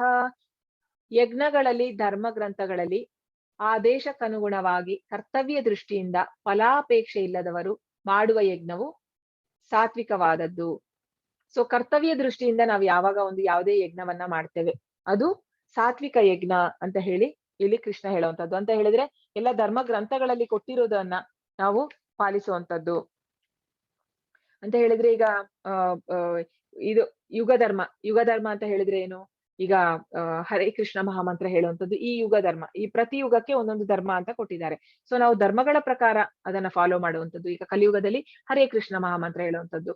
ಸೊ ಅದನ್ನ ಮಾಡೋದ್ರಿಂದ ಏನಾಗುತ್ತೆ, ಅದು ಸಾತ್ವಿಕವಾದದ್ದು ಅಂತ ಇಲ್ಲಿ ಕೃಷ್ಣ ಹೇಳುವಂತದ್ದು. ಹಾಗೂ ನಾವು ಇದ್ರಲ್ಲಿ ಇಂತಹ ಒಂದು ಇದು ಮಾಡುವಾಗ ಯಾವುದೇ ಒಂದು ನಮ್ಮ ಫಲಾಪೇಕ್ಷಿತ ಇದಿಲ್ಲ. ಅಂದ್ರೆ ನಾನು ಯಾವುದೇ ಒಂದು ಯಾವುದೇ ಒಂದು ಆಸೆಯಿಂದ, ನನಗೆ ಯಾವುದೇ ಒಂದು ನನ್ನ ಇಚ್ಛೆಯನ್ನ ಪೂರೈಸ್ಕೊಳಕ್ಕೋಸ್ಕರ ನಾನು ಇದನ್ನ ಮಾಡುವಂತದ್ದಲ್ಲ. ಆದ್ರೆ ಕೃಷ್ಣನನ್ನ ಪ್ಲೀಸ್ ಮಾಡಕ್ಕೆ ಮಾಡುವಂತದ್ದು, ಕೃಷ್ಣನನ್ನ ಮೆಚ್ಚಿಸೋಕೆ, ಕೃಷ್ಣನ ಹತ್ರ ನಾವು ಇನ್ನು ಹತ್ರ ಆಗಕ್ಕೆ, ಆ ಒಂದು ಸಂಬಂಧವನ್ನ ಸ್ಥಾಪನೆ ಮಾಡಕ್ಕೋಸ್ಕರ ಭಗವಂತನೊಟ್ಟಿಗೆ ಆ ರೀತಿಯ ಒಂದು ಉದ್ದೇಶದಲ್ಲಿ ಮಾಡುವಂತದ್ದು ಸಾತ್ವಿಕವಾದ ಒಂದು ಯಜ್ಞ. ಯಜ್ಞಾನಾಂ ಜಪ ಯಜ್ಞೋಸ್ಮಿ ಅಂತ ಕೃಷ್ಣ ಹೇಳುವಂತದ್ದು. ಅಭಿಸಂಧಾಯತು ಫಲಂ ದಂಭಾರ್ಥಮಪಿ ಚೈವ ಯತ್ ಇಜ್ಯತೆ ಭರತ ಶ್ರೇಷ್ಠ ತಂ ಯಜ್ಞಂ ವಿಧಿರಾಜಸಂ. ಭರತ ವಂಶದ ಶ್ರೇಷ್ಠನೇ, ಐಹಿಕ ಲಾಭಕ್ಕಾಗಿ ಅಥವಾ ಅಹಂಕಾರದಿಂದ ಮಾಡುವ ಯಜ್ಞವು ರಾಜಸವೆಂದು ತಿಳಿದುಕೋ ಅಂತ ಹೇಳಿದ್ರೆ, ಈಗ ಯಾವುದೇ ಒಂದು ನಮಗೆ ದೇವರನ್ನ ಮಾಡುವಂತದ್ದು ನನಗೆ ಏನೋ ಒಂದು ಬೇಕು ಅಂದ್ರೆ ಯಾವುದೇ ಒಂದು ಉದ್ದೇಶದಿಂದ ಮಾಡುವಂತದ್ದು, ಸುಮ್ನೆ ಮಾಡುವಂತದ್ದಲ್ಲ. ಈ ಯಜ್ಞಗಳಿಗೂ ಒಂದು ಫಲ ಇರುತ್ತೆ. ಇಂಥ ಯಜ್ಞ ಮಾಡಿದ್ರೆ ಈ ತರ ಒಂದು ಫಲ ಸಿಗುತ್ತೆ ಅಂತ ಹೇಳಿ ಆ ಒಂದು ಫಲಾಪೇಕ್ಷಿತವಾದ ಒಂದು ಏನು ಯಜ್ಞಗಳು ಇರುತ್ತೆ. ಅಂದ್ರೆ ತುಂಬಾ ಸರ್ತಿ ಮಾಡುವಂತದ್ದು ಇಂಥದ್ದೇ. ಅಂದ್ರೆ ಬೇರೆ ವ್ರತಗಳು ಮಾಡ್ತಾರೆ ಜನ, ಬೇರೆ ಬೇರೆ ವ್ರತಗಳು, ಅದರಿಂದ ಬೇರೆ ಬೇರೆ ಒಂದು ಫಲಗಳು ಸಿಗುವಂತದ್ದು. ಸೊ ಇದೆಲ್ಲ ಎಂತದ್ದು? ರಜೋಗುಣ. ಸೊ ಈ ಯಜ್ಞಗಳು ಮಾಡೋದ್ರಿಂದ ಏನಂದ್ರೆ ನಾವು ಒಂದು ಹೈಯರ್ ಪ್ಲಾನೆಟಿಗೂ ಹೋಗ್ಬೋದು, ಅಂದ್ರೆ ಮೇಲಿನ ಲೋಕಕ್ಕೆ ಹೋಗ್ಬೋದು, ಸ್ವರ್ಗಕ್ಕೆ ಹೋಗ್ಬೋದು. ಆದ್ರೆ ಸ್ವರ್ಗಕ್ಕೆ ಹೋದ್ರು ಕೃಷ್ಣ ಹೇಳುವಂತದ್ದೇನು, ಆ ಬ್ರಹ್ಮ ಭುವನ ಲೋಕ ಪುನರಾವರ್ತಿನೋರ್ಜುನ ಮಾಮುಪೇತ್ಯತು ಕೌಂತೆಯ ಪುನರ್ಜನ್ಮನ ವಿದ್ಯತೆ. ಸೊ ಆ ಬ್ರಹ್ಮ ಲೋಕಕ್ಕೆ ಹೋದ್ರು ಸಹ ಪುನರ್ಜನ್ಮ ಇದ್ದೇ ಇದೆ ಅಂತ ಹೇಳಿ. ಸೊ ಈ ತರ ಒಂದು ಯಜ್ಞಗಳು ಮಾಡೋದ್ರಿಂದ ನಮಗೆ ಯಾವುದೇ ಲಾಭ ಇಲ್ಲ. ಸೊ ಇದು ರಾಜೋಗುಣ. ವಿಧಿಹೀನಮ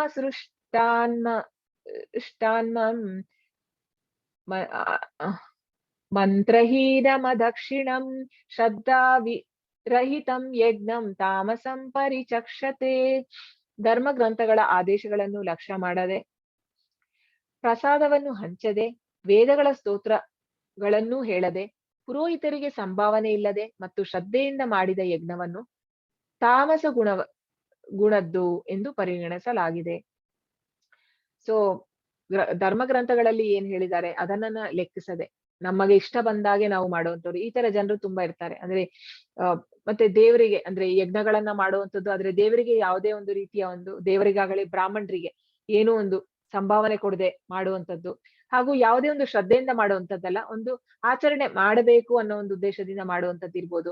ಸೊ ಇಂಥದೆಲ್ಲ ತಮೋ ಗುಣ ಅಂತ ಹೇಳ್ಬಿಟ್ಟು ಹೇಳುವಂಥದ್ದು.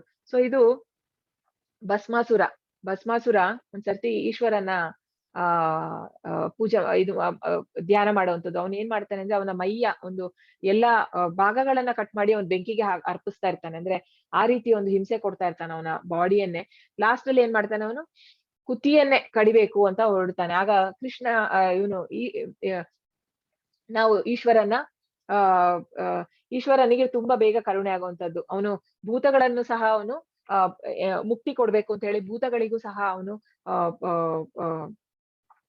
ಅಂದ್ರೆ ಅಂದ್ರೆ ಭೂತರಾಗ್ಲಿ ರಾಕ್ಷಸರೆಲ್ಲ ಈಶ್ವರನನ್ನೇ ಅಂದ್ರೆ ಈಶ್ವರನ ಬೇಗ ಒಲಿಸ್ಬೋದಂತೆ, ತುಂಬಾ ಕರುಣೆ ಜಾಸ್ತಿ ಈಶ್ವರನಿಗೆ. ಸೊ ಅವನೇನ್ ಮಾಡ್ತಾನೆ, ಅವನು ಕುತ್ತಿಗೆ ಇದ್ ಮಾಡ್ಕೊಳ್ತಾನೆ ಅಂತ ಹೇಳಿ ಅವನು ಪ್ರತ್ಯಕ್ಷ ಆಗ್ತಾನೆ ಏನ್ ವರ ಬೇಕು ಅಂತ. ಅವನು ಹೇಳುವಂತದ್ದು ಆಗ ಕೇಳುವಂತ ವರ ಏನು ಅಂತ ಹೇಳಿದ್ರೆ, ನಾನು ಯಾರ ತಲೆ ಮೇಲೆ ಕೈ ಇಡ್ತೀನಿ ಅವರು ಅಲ್ಲೇ ಭಸ್ಮ ಆಗ್ಬೇಕು ಅಂತ ಹೇಳಿ. ಸೊ ಆಗ ಅವನು ತಥಾಸ್ತು ಹೇಳ್ಬಿಡ್ತಾನೆ ಈಶ್ವರ.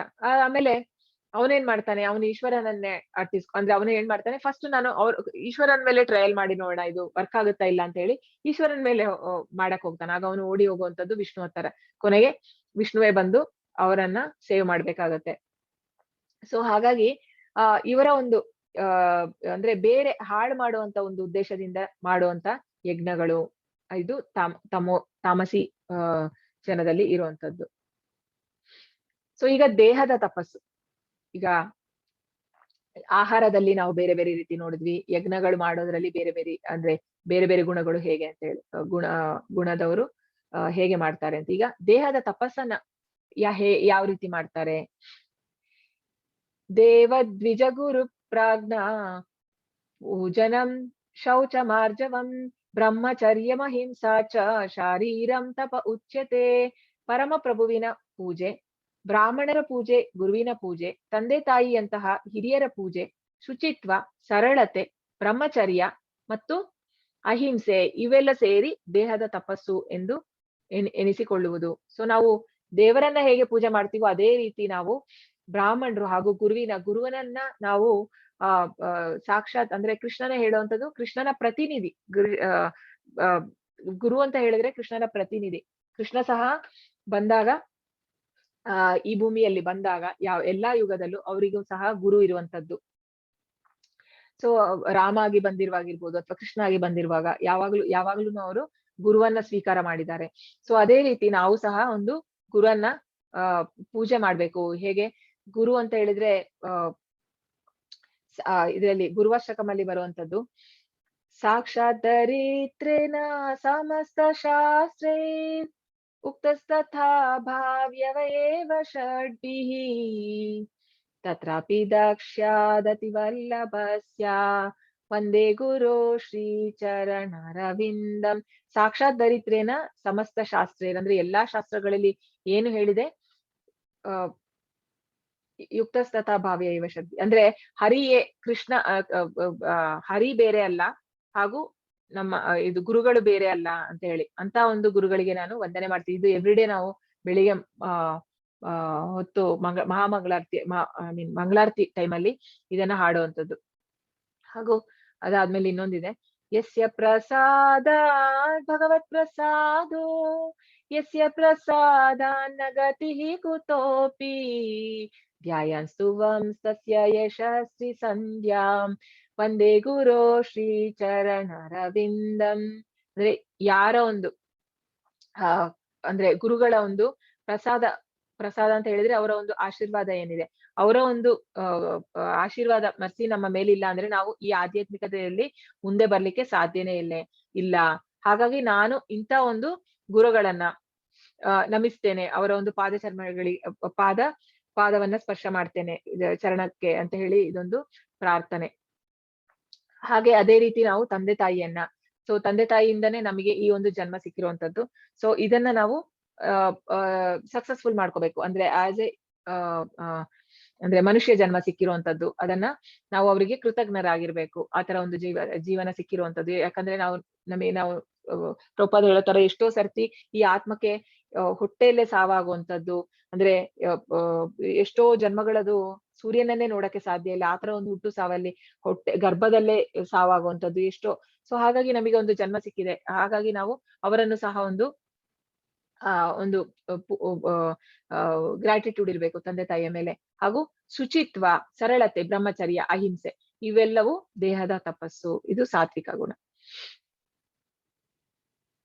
ಸೊ ಮಾತಿನ ತಪಸ್ಸು ಯಾವ ರೀತಿ ಇರುವಂತದ್ದು ಅಂತ ಹೇಳಿದ್ರೆ, ಈಗ ನಾವು ಬೇರೆ ಇದನ್ನ ಮಾಡದೆ ಯಾರಿರ್ತಾರೆ ಅವರನ್ನ ನಾವು ರಜೋಗುಣ ಹಾಗೂ ತಮೋಗುಣ ಅಂತ ಹೇಳಬಹುದು ಇಲ್ಲಿ. ಸೊ ದೇಹದ ತಪಸ್ಸು ಹಾಗೆ ಇದಲ್ಲ ಮಾತಿನ ತಪಸ್ಸು. ಅನುದ್ವೇಗಕರಂ ವಾಕ್ಯಂ ಸತ್ಯಂ ಪ್ರಿಯಹಿತಂ ಚ ಯತ್ ಸ್ವಾಧ್ಯಾಯಾಭ್ಯಾಸನಂ ಚೈವ ವಾಂಗ್ಮಯಂ ತಪ ಉಚ್ಯತೆ.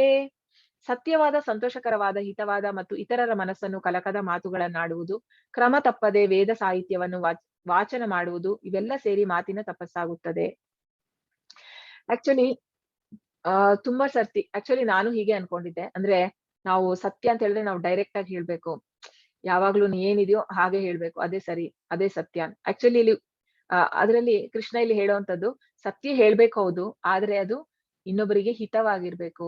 ಹಿತ ಅಂತ ಹೇಳಿದ್ರೆ ಹೇಳೋದನ್ನ ಒಂದು ಸಾಫ್ಟ್ ವೇಲಿ ಕನ್ವೆ ಮಾಡುವಂಥದ್ದು. ಬಟ್ ನಾವು ತುಂಬಾ ಟೈಮ್ ಏನ್ ನೋಡ್ತೀವಿ ಅಂದ್ರೆ, ಜನರು ಹೇಳ್ತಾರೆ ಸತ್ಯ ಅಂತ ಹೇಳಿ, ಆದ್ರೆ ಅದು ಇನ್ನೊಬ್ಬರಿಗೆ ಹರ್ಟ್ ಆಗುವಂಥದ್ದು,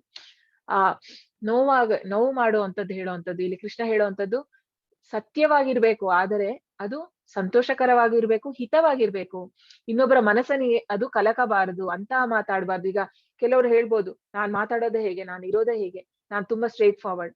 ಏನು ಪ್ರಯೋಜನ ಅದರಿಂದ ಈಗ ನಾವು ಹೇಳೋ ಸತ್ಯದಿಂದ ಅವರಿಂದ ಏನು ಬದಲಾವಣೆ ಆಗಿಲ್ಲ ಅಂತಂದ್ರೆ, ನಾವೇನೋ ಒಂದು ಒಬ್ರಿಗೆ ಈಗ ಮಕ್ಕಳಿಗೆ ಇರ್ಬೋದು, ನಾವು ಸಲಹೆ ಕೊಡ್ತೀವಿ ಅಥವಾ ಒಂದು ಹೇಳ್ಬೇಕು ಅಂತಂದ್ರೆ ಅವ್ರು ತಪ್ಪು ಮಾಡ್ತಾ ಇರ್ತಾರೆ. ಅದನ್ನ ನಾವ್ ಯಾವ ರೀತಿ ತಿದ್ದಬೇಕು, ಒಳ್ಳೆ ರೀತಿಯಲ್ಲೇ ಹೇಳಿ ತಿದ್ದಿದ್ರೆ ಮಕ್ಕಳು ಕೇಳುವಂತದ್ದು. ಮಕ್ಕಳಿಗೆ ಸಹ ಇಲ್ಲ ಅಂದ್ರೆ ನಾವು ಬೈದು ಅಥವಾ ಅವ್ರನ್ನ ದಂಡಿಸಿದ್ರೆ ಅಥವಾ ಅವರನ್ನ ನೆಗೆಟಿವ್ ಆಗಿ ಒಂದು ಕಂಡೆಮ್ ಮಾಡುವಂತ, ಮನಸ್ಸಿಗೆ ಬೇಜಾರಾಗುವಂತ ಹೇಳಿ, ನೀನ್ ಹೀಗೆ ಇರೋದು, ನೀನು ಅಂದ್ರೆ ನೀನು ಪ್ರಯೋಜನ ಇಲ್ಲ ಅನ್ನೋದ್ ರೀತಿ ಆತರ ಮಾತಾಡಿದ್ರೆ ಅವ್ರು ಹೇಗೆ ಅದನ್ನ ಕರೆಕ್ಟ್ ಮಾಡ್ಕೊಳ್ಳುವಂಥದ್ದು, ಯಾರೇ ಸಾಧ್ಯ ಇಲ್ಲ ಅದು. ಸೊ ಹಾಗಾಗಿ ಇಲ್ಲಿ ಕೃಷ್ಣ ಹೇಳುವಂಥದ್ದು ಯಾವುದೊಂದು ವೇದ ಸಾಹಿತ್ಯ ಕ್ರಮ ತಪ್ಪದೆ ವೇದ ಸಾಹಿತ್ಯ ಅಂದ್ರೆ ನಾವು ಬೇರೆ ಒಂದು ಇದೆಲ್ಲ ನಾವು ಮಾಡ್ಬೇಕಿದ್ರೆ ಫಸ್ಟ್ ನಾವು ನಾಲೆಜಬಲ್ ಆಗ್ಬೇಕು. ನಾವು ಮೊದಲು ತಿಳ್ಕೊಂಡ್ರೆ ಮಾತ್ರ ನಾವು ವೇದ ಸಾಹಿತ್ಯವನ್ನ ಮಕ್ಕಳಿಗೆ ಕೋಟ್ ಮಾಡಿ ಹೇಳಕ್ಕೆ ಸಾಧ್ಯ. ಸೊ ಇದೆಲ್ಲ ಸಾತ್ವಿಕವಾದದ್ದು. ಸೊ ಯಾರೊಬ್ರು ನಾವು ಮಾತಾಡುವಾಗ ಅದರಿಂದ ಒಬ್ರಿಗೆ ಒಂದು ಉಪಯೋಗ ಆಗ್ಬೇಕಂತೆ, ಹಾಗೂ ಅವರನ್ನ ಇರುವ ಒಂದು ಈಗ ಯಾವ ಸಿಚುವೇಶನ್ ಅಲ್ಲಿ ಇದ್ದಾರೆ ಅದರಿಂದ ಅವರು ಸ್ವಲ್ಪ ಹೈ ಲೆವೆಲ್ಗೆ ಹೋಗುವಂತ, ಅಂದ್ರೆ ಎಲಿವೇಟ್ ಮಾಡ್ಬೇಕು ಒಬ್ಬರನ್ನ ನಾವು ಅಂತ, ಆತರ ಇರ್ಬೇಕು ನಮ್ಮ ಒಂದು ಮಾತು. ಅದಕ್ಕೆ ಮಾತಿನ ತಪಸ್ಸು ಅಂತ ಹೇಳ್ತಾರೆ. ಸೊ ಈಗ ಮಹಾರಾಜ ಯುಧಿಷ್ಠಿರ ಮಹಾರಾಜು ಅವರ ಅಂದ್ರೆ ಆ ರೀತಿ ಅವರ ಒಂದು ಅವರ ಒಂದು ಆಸ್ಥಾನದಲ್ಲಿ ಈಗ ಅವರು ಎಲ್ಲ ಈ ಯುದ್ಧ ಎಲ್ಲ ಆದ್ಮೇಲೆ ಅವರು ರಾಜ ಆಗ್ತಾರೆ. ರಾಜ ಆದಾಗ ಅವರು ಈ ಧೃತರಾಷ್ಟ್ರನನ್ನ ದ್ರೌಪದಿ ಸಹ ಅವರೊಟ್ಟಿಗೆ ಇರುವಂತದ್ದು. ಅಂದ್ರೆ ಅವರ ಮಕ್ಕಳೆಲ್ಲ ಎಲ್ಲರೂ ಸತ್ತಿರ್ತಾರಲ್ಲ, ಕೌರವರೆಲ್ಲ ಸತ್ತಿರ್ತಾರೆ, ಇವ್ರು ಮಾತ್ರ ಇರ್ತಾರೆ, ಆದ್ರೆ ಇವ್ರು ನೋಡ್ಕೊಳ್ತಾ ಇರ್ತಾರೆ. ಸೊ ಆದ್ರೂ ಸಹ ಅವರು ಯಾವತ್ತೂ ಸಹ ಅವರನ್ನ ಅಂದ್ರೆ ತಮ್ಮ ಸ್ವಂತ ತಂದೆ ತಾಯಿಯನ್ನ ಹೇಗೆ ನೋಡ್ಕೊಳ್ಬಹುದು ಅದೇ ರೀತಿ ನೋಡ್ಕೊಳ್ತಾ ಇದ್ರಂತೆ. ಹಾಗೂ ಇವರು ವಿದುರ ಅವರಿಗೆ ಆತ್ಮಜ್ಞಾನವನ್ನ ಸುಮಾರು ಸತಿ ಹೇಳಕ್ಕೆ ಪ್ರಯತ್ನ ಪಟ್ಟಿದ್ದಾರೆ. ವಿದುರ ಅಂದ್ರೆ ಯಮರಾಜ ಇನ್ನೊಂದು ಜನ್ಮದಲ್ಲಿ ಅಂದ್ರೆ ಬರುವಂತದ್ದು ವಿದುರ ಆಗಿ. ಸೊ ಅವರು ಈ ನೈತಿಕವಾದ ವಿಷಯಗಳನ್ನ ಎಷ್ಟು ಸರ್ತಿ ಹೇಳಿದ್ರು ಅವನು ತಮೋಗುಣದಲ್ಲಿರೋ ಕಾರಣ ಅವನು ತಗೊಂಡಿರಲ್ಲ ಅದನ್ನ. ಆದ್ರೆ ಅವ್ರು ಹೇಳೋದನ್ನ ನಿಲ್ಸಿರಲ್ಲ, ಅವ್ರು ಆಗಾಗ ಹೇಳ್ತಾ ಇರುವಂತದ್ದು. ಆಗ ಒಂದ್ಸರ್ತಿ ಏನಾಗುತ್ತೆ, ಅವರು ವಿದುರ ಯಾತ್ರೆಗೆ ಹೋಗಿರ್ತಾರೆ, ಅವ್ರು ಯುದ್ಧ ಟೈಮಲ್ಲಿ ಇರಲ್ಲ. ಅವ್ರು ಬಂದಾಗ ಅವರು ಕೇಳೋವಂಥದ್ದು, ಅಂದ್ರೆ ನಿನಗೆ ಸ್ವಲ್ಪನೂ ನಾಚಿಕೆ ಆಗಲ್ವಾ, ನೀನು ಈ ತರ ಒಂದು ನಿನ್ನ ವೈರಿ ಅಂತ ಹೇಳಿದ್ರೆ ಅವ್ರು ಹೇಳೋವಂಥದ್ದು ಹಾಗೆ, ಅಂದ್ರೆ ಅವ್ರಿಗೆ ಹಾಗಾದ್ರೂ ಬುದ್ಧಿ ಬರ್ಲಿ ಅಂತ ಹೇಳಿ, ವೈರಿಯ ಒಂದು ಮನೆಯಲ್ಲಿ ಉಪ್ಪು ತಿಂತಾ ಇದೆಯಲ್ಲ, ನಿನಗೆ ಸ್ವಲ್ಪನೂ ನಾಚಿಕೆ ಆಗಲ್ವಾ ಅಂತ ಹೇಳುವಾಗ ಅವನಿಗೆ ಆಗ ರಿಯಲೈಸ್ ಆಗಿ ಅವನು ಅಲ್ಲಿಂದ ಮನೆ ಬಿಟ್ಟು ಕೂಡ್ಲೆ ಹೋಗ್ತಾನಂತೆ. ಅವನು ಅವನ ಜೊತೆ ಅವನ ಹೆಂಡತಿ ಹೋಗುವಂತದ್ದು, ಹಾಗೂ ವಿದುರ ಸಹ, ಅವ್ರು 3 ಜನ ಹೋಗ್ತಾರೆ. ಆಮೇಲೆ ಅವನು ತಪಸ್ಸು ಮಾಡಿ ಅವನಿಗೆ ಮುಕ್ತಿ ಸಿಕ್ತು ಅಂತೆಲ್ಲ ಹೇಳ್ತಾರೆ ಧೃತರಾಷ್ಟ್ರನಿಗೆ. ಸೊ ಆ ರೀತಿ ಆದ್ರೆ ಅದಾದ ಮೇಲೆ ಇವನು ಯುಧಿಷ್ಠಿರ ಬರುವಂತದ್ದು, ಬಂದು ಅವನು ಅಳುವಂತದ್ದು ನೋಡಿ, ಕೃಷ್ಣ ನನ್ನಿಂದ ಏನೋ ತಪ್ಪಾಗೋಗಿದೆ, ಹಾಗಾಗಿ ಅವರು ಬಿಟ್ಟು ಹೋಗಿದ್ದಾರೆ ಅಂತ ಹೇಳಿದ್ರೆ ಅಷ್ಟು ಒಂದು ಸೌಮ್ಯವಾದ ಮನಸ್ಸು ಇದು. ಶುದ್ಧ ಸತ್ವದಲ್ಲಿ ಇರುವಂತ ಭಕ್ತನ ಮನಸ್ಸು. ಸೊ ಆಸ್ಟರಿಟಿ ಇನ್ ಮೈಂಡ್ ಅಂದ್ರೆ ಮನಸ್ಸಿನ, ಇದು ಮಾತಿನ ತಪಸ್ಸಾಯ್ತು. ಈಗ ಮನ ಪ್ರಸಾದ ಸೌಮ್ಯತ್ವಂ ಮೌನಮಾತ್ಮ ವಿನಿಗ್ರಹ ಭಾವ ಸಂಶುದ್ಧಿರಿತ್ಯೇತತ್ ತಪೋಮಾನಸ ಮುಚ್ಯತೆ. ಮನಸ್ಸಿನ ಪ್ರಸಾದತೆ, ಸರಳತೆ, ಮೌನ, ಆತ್ಮ ಸಂಯಮ ಮತ್ತು ಅಸ್ತಿತ್ವದ ಶುದ್ಧಿ, ಇವು ಮನಸ್ಸಿನ ತಪಸ್ಸು. ಸೊ ಯಾವಾಗ ನಮಗೆ ಮನಸ್ಸಿಗೆ ತೃಪ್ತಿ ಕೊಡಕ್ ಸಾಧ್ಯ? ಮನಸ್ಸನ್ನ ನಾವು ಯಾವಾಗ ಕೃಷ್ಣನ ಒಂದು ವಿಷಯಗಳಲ್ಲಿ ತೊಡಗ್ತೀವಿ, ಆಗ ಮಾತ್ರ ಸಾಧ್ಯ. ಸೊ ಇಲ್ಲಿ ಒಂದು ಇನ್ಸ್ಟೆನ್ಸ್ ಅಲ್ಲಿ ಹೇಗೆ ಒಂದು ಇದು ಭಾಗವತಮಲ್ಲಿ ಬರುವಂತದ್ದು. ಇದು ವೇದವ್ಯಾಸರ ಮಗ. ಅವನು 16 ವರ್ಷಕ್ಕೆ, ಅಂದ್ರೆ 16 ವರ್ಷ ಆದ ಮೇಲೆ ಹುಟ್ಟುವಂತದ್ದು ಶುಕದೇವ್ ಗೋಸ್ವಾಮಿ. ಅವರು ಈ ಭಾಗವತಮನ್ನ ಹೇಳುವಂತದ್ದು ಪರೀಕ್ಷಿತ್ ಮಹಾರಾಜಿಗೆ. ಸೊ ಅವರು ಹುಟ್ಟಿದ ಕೂಡ್ಲೆ ಮನೆ ಬಿಟ್ಟು ಹೋಗುವಂತದ್ದು ಕಾಡಿಗೆ. ಅಂದ್ರೆ ಅವರು ಮುಕ್ತಾತ್ಮರು ಹುಟ್ಟುವಾಗ್ಲೇನೆ. ಸೊ ಅವ್ರು ಹೋಗುವಾಗ ಅವರನ್ನ ಹಿಂದೆ ಓಡ್ಕೊಂಡು ಮಗನನ್ನ ಕೂಕೊಂಡು ನಿಲ್ಲು ಅಂದ್ರೆ ಅವ್ರು ಸರಿ ಮುಖ ಸಹ ನೋಡಿರಲ್ಲ ಮಗಂದು. ಸೊ ಅವ್ರ ತಂದೆ ಹಿಂದೆ ಓಡ್ಕೊಂಡ್ ಬರ್ತಾ ಇರ್ತಾರೆ. ಇಲ್ಲಿ ಒಂದು ಸಣ್ಣ ಒಂದು ಪಾಂಡ್ ಅಲ್ಲಿ, ಅಂದ್ರೆ ಅಲ್ಲಿ ಎಲ್ಲ ಯುವಕಿಯರು ಅಲ್ಲಿ ಸ್ನಾನ ಮಾಡ್ತಾ ಇರುವಂತದ್ದು.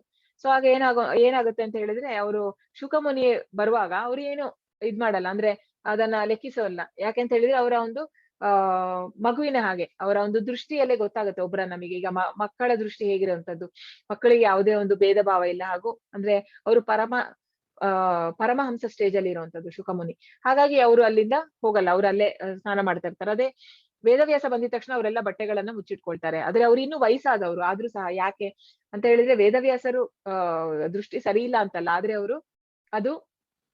ಅವರು ಗೃಹಸ್ಥರು. ಪ್ರಭುಪಾದ ಹೇಳುವಂತದ್ದು ಗೃಹಸ್ಥರಿಗೆ ಹಾಗೆ ಇರ್ಬೇಕಂತೆ, ಭೇದ ಭಾವ ಇರ್ಬೇಕಂತೆ.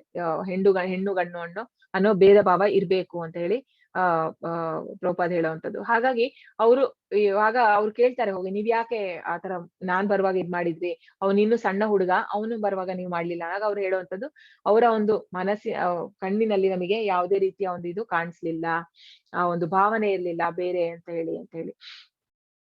ಸೊ ಇದೊಂದು ಇನ್ಸಿಡೆಂಟ್ಸ್ ಭಾಗವತಮಿಂದು. ಸತ್ಕಾರಮಾನ ಪೂಜಾರ್ಥಂ ತಪೋದಂಬೇನ ಚೈವಯತ್ ಕ್ರಿಯತೆ ತದಿಹ ಪ್ರೋಕ್ತಂ ರಾಜಸಂ ಚಲಮಧ್ರುವಂ. ದಂಭಕ್ಕಾಗಿ ಮತ್ತು ಗೌರವ ಪೂಜೆಗಳನ್ನು ಪಡೆಯುವುದಕ್ಕಾಗಿ ಮಾಡುವ ತಪಸ್ಸು ರಾಜಸ ಎಂದು ಹೇಳುತ್ತಾರೆ. ಇದು ಸ್ಥಿರವೂ ಅಲ್ಲ, ಶಾಶ್ವತವೂ ಅಲ್ಲ ಅಂತ ಹೇಳಿದ್ರೆ, ಈಗ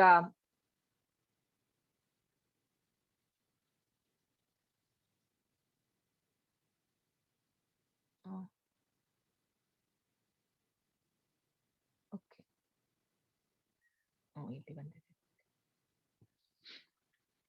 ಸೊ ಇದೀಗ ರಜೋಗುಣದವರ ಯಾವ ರೀತಿ ಇರುವಂತದ್ದು ಅಂತ ಹೇಳಿದ್ರೆ, ಈಗ ನಾವು ಹೆಚ್ಚಾಗಿ ರಾಜಕಾರಣಿಗಳು ನೋಡ್ತೀವಿ, ಅಂದ್ರೆ ಉಪವಾಸ ಮಾಡುವಂತದ್ದು ತುಂಬಾ ದಿನ, ಅವರದ್ದೇನೋ ಒಂದು ಬೇಡಿಕೆಗಳು ಈಡೇರಕ್ಕೋಸ್ಕರ ಮಾಡುವಂತದ್ದು ಇರ್ಬೋದು.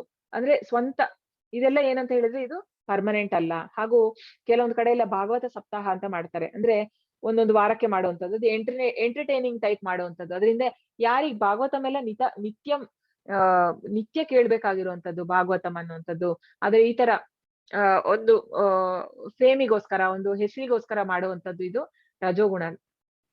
ಸೊ ಭಾಗವತಂ ಹೇಳುವಂತದ್ದೇನು, ನಷ್ಟಪ್ರಾಯಶ ಭದ್ರೇಶು ನಿತ್ಯಂ ಭಾಗವತ ಸೇವೆಯ ಭಗವತಿ ಉತ್ತಮ ಶ್ಲೋಕೆ ಭಕ್ತಿರ್ಭವತಿ ನೈಷ್ಟಕಿ. ಸೊ ಇದು ಭಾಗವತ ಅಂತ ಅಂದ್ರೆ ಇದು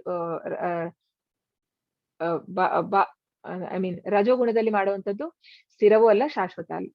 ಮೂಢಗ್ರಾಹೇಣಾತ್ಮನೋ ಯತ್ ಪೀಡಯಾ ಕ್ರಿಯತೆ ತಪಃ ಪರಸ್ಯೋತ್ಸಾಧನಾರ್ಥಂ ವಾ ತತ್ತಾಮಸಮುದಾಹೃತಂ. ಮೂರ್ಖತನದಿಂದ ತನ್ನನ್ನೇ ಹಿಂಸೆ ಮಾಡಿಕೊಂಡು ಅಥವಾ ಇತರರನ್ನು ನಾಶ ಮಾಡಲು ಅಥವಾ ಅವರಿಗೆ ತೊಂದರೆ ಮಾಡಲು ಮಾಡುವ ತಪಸ್ಸು ತಾಮಸ ಎಂದು ಹೇಳುತ್ತದೆ. ಈಗ ನಾವು ನೋಡಿದ್ವಿ ಆ ಹಿರಣ್ಯಕಶಿಪುದೆಲ್ಲ ಯಾವ ತರ ಒಂದು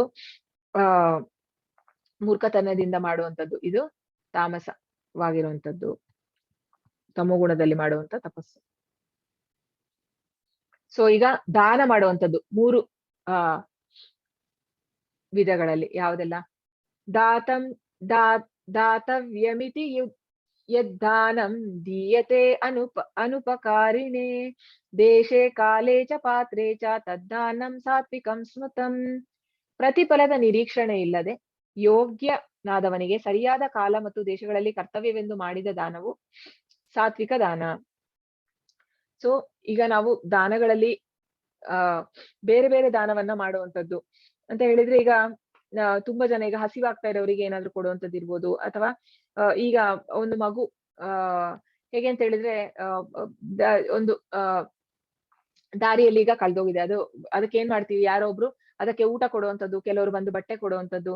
ಆದ್ರೆ ನಿಜವಾದ ದಾನ ಅಂತ ಹೇಳಿದ್ರೆ ಆ ತಂದೆಯನ್ನ ಯಾರು ಹುಡುಕಿ ಕೊಡ್ತಾರೆ ಆ ಮಗುವಿಗೆ ಅಲ್ವಾ, ಅದು ಶ್ರೇಷ್ಠವಾದ ದಾನ. ಇಲ್ಲಾಂದ್ರೆ ಬೇರೆ ಎಲ್ಲ ಟೆಂಪರರಿ ಅಷ್ಟೇ. ಅದೇ ರೀತಿ ನಮ್ಮನ್ನ ಕನೆಕ್ಟ್ ಮಾಡುವಂತದ್ದು, ಈಗ ಈ ಆಧ್ಯಾತ್ಮಿಕತೆಯಲ್ಲಿ ಏನಾಗುತ್ತೆ, ನಮ್ಮನ್ನ ದೇವರಿಗೆ ಕನೆಕ್ಟ್ ಮಾಡುವಂತದ್ದು. ಸೊ ಹಾಗಾಗಿ ಈ ಒಂದು ಜ್ಞಾನವನ್ನ ನಾವು ಕೊಟ್ಟಾಗ ಅದು ಶ್ರೇಷ್ಠವಾದ ಜ್ಞಾನ ಆಗುತ್ತೆ. ಈಗ ಬೇರೆ ನಾವು ಯಾವುದೇ ಮಾಡ್ಬೋದು, ಈ ಬಟ್ಟೆ ಕೊಡೋದು, ಹೊಟ್ಟೆ ಬಟ್ಟೆ ಎಲ್ಲ ಕೊಡುವಂತದ್ದು ತುಂಬಾ ತಾತ್ಕಾಲಿಕ, ಸ್ವಲ್ಪ ಟೈಮ್ ಇರುವಂತದ್ದಷ್ಟೇ. ವಿದ್ಯಾದಾನ ಕೂಡ ಅದರಲ್ಲಿ ವಿದ್ಯೆ ಸಹ ಭೌತಿಕವಾದ ವಿದ್ಯೆಯಿಂದ ಅದರಿಂದ ಹೆಚ್ಚಾಗಿ ಇನ್ನು ಇಂದ್ರಿಯ ಸುಖದಲ್ಲಿ ತೊಡಗ್ತಾರ ಹೊರತು ಬೇರೆ ಈ ಒಂದು ಅವರಿಗೆ ಜೀವನದಲ್ಲಿ ಏನು ಒಳ್ಳೇದು ಅಂತ ಆಗೋದು ಕಡಿಮೆ. ಆದ್ರೆ ಈ ನಾವು ಆಧ್ಯಾತ್ಮಿಕ ಜ್ಞಾನ ಒಬ್ಬರನ್ನ ಕೊಡುವಾಗ ಅವರನ್ನ ನಾವು ಎಲಿವೇಟ್ ಮಾಡ್ಬೋದು ಅಂತ ಹೇಳಿ. ಸೊ ಈಗ ಇಲ್ಲಿ ನಾವು ಇದು ನಂದ ಮಹಾರಾಜು ಹೇಗೆ ಒಂದು ಸಾತ್ವಿಕವಾಗಿರುವಂತ ಒಂದು ದಾನ ಇದು. ಅಂದ್ರೆ ಕೃಷ್ಣ ಹುಟ್ಟಿರುವಾಗ ಎಷ್ಟೋ ಲಕ್ಷಗಟ್ಲೆ, ಅಂದ್ರೆ ಅವ್ರ ಹತ್ರ ತುಂಬಾ 9 ಲಕ್ಷ ದನಗಳಿದ್ವು. ಸೊ ಅವರು ದಾನ ರೂಪಲ್ಲಿ ಚಿನ್ನ, ದನಗಳು ಇದನ್ನೆಲ್ಲ ಕೊಟ್ಟಿದ್ರಂತೆ. ಇದು ಸರಿಯಾದ ಒಂದು ವ್ಯಕ್ತಿಗಳಿಗೆ ಸರಿಯಾದ ಸಮಯದಲ್ಲಿ ಸರಿಯಾದ ಒಂದು ವಿಷಯಕ್ಕೆ ಕಾರಣಕ್ಕೋಸ್ಕರ ಕೊಡುವಂಥದ್ದು, ಇದು ಸಾತ್ವಿಕ ದಾನ ಅಂತ ಹೇಳಿ. ಸೊ ಇದು ಮಧ್ಯದ ಮಿಸ್ ಆಗಿದೆ, 17 ಮಧ್ಯದಲ್ಲಿ ಬಂದಿದೆ. ಓಕೆ. ಶ್ರದ್ಧೆಯ ಪರಯ ತಪ್ತಂ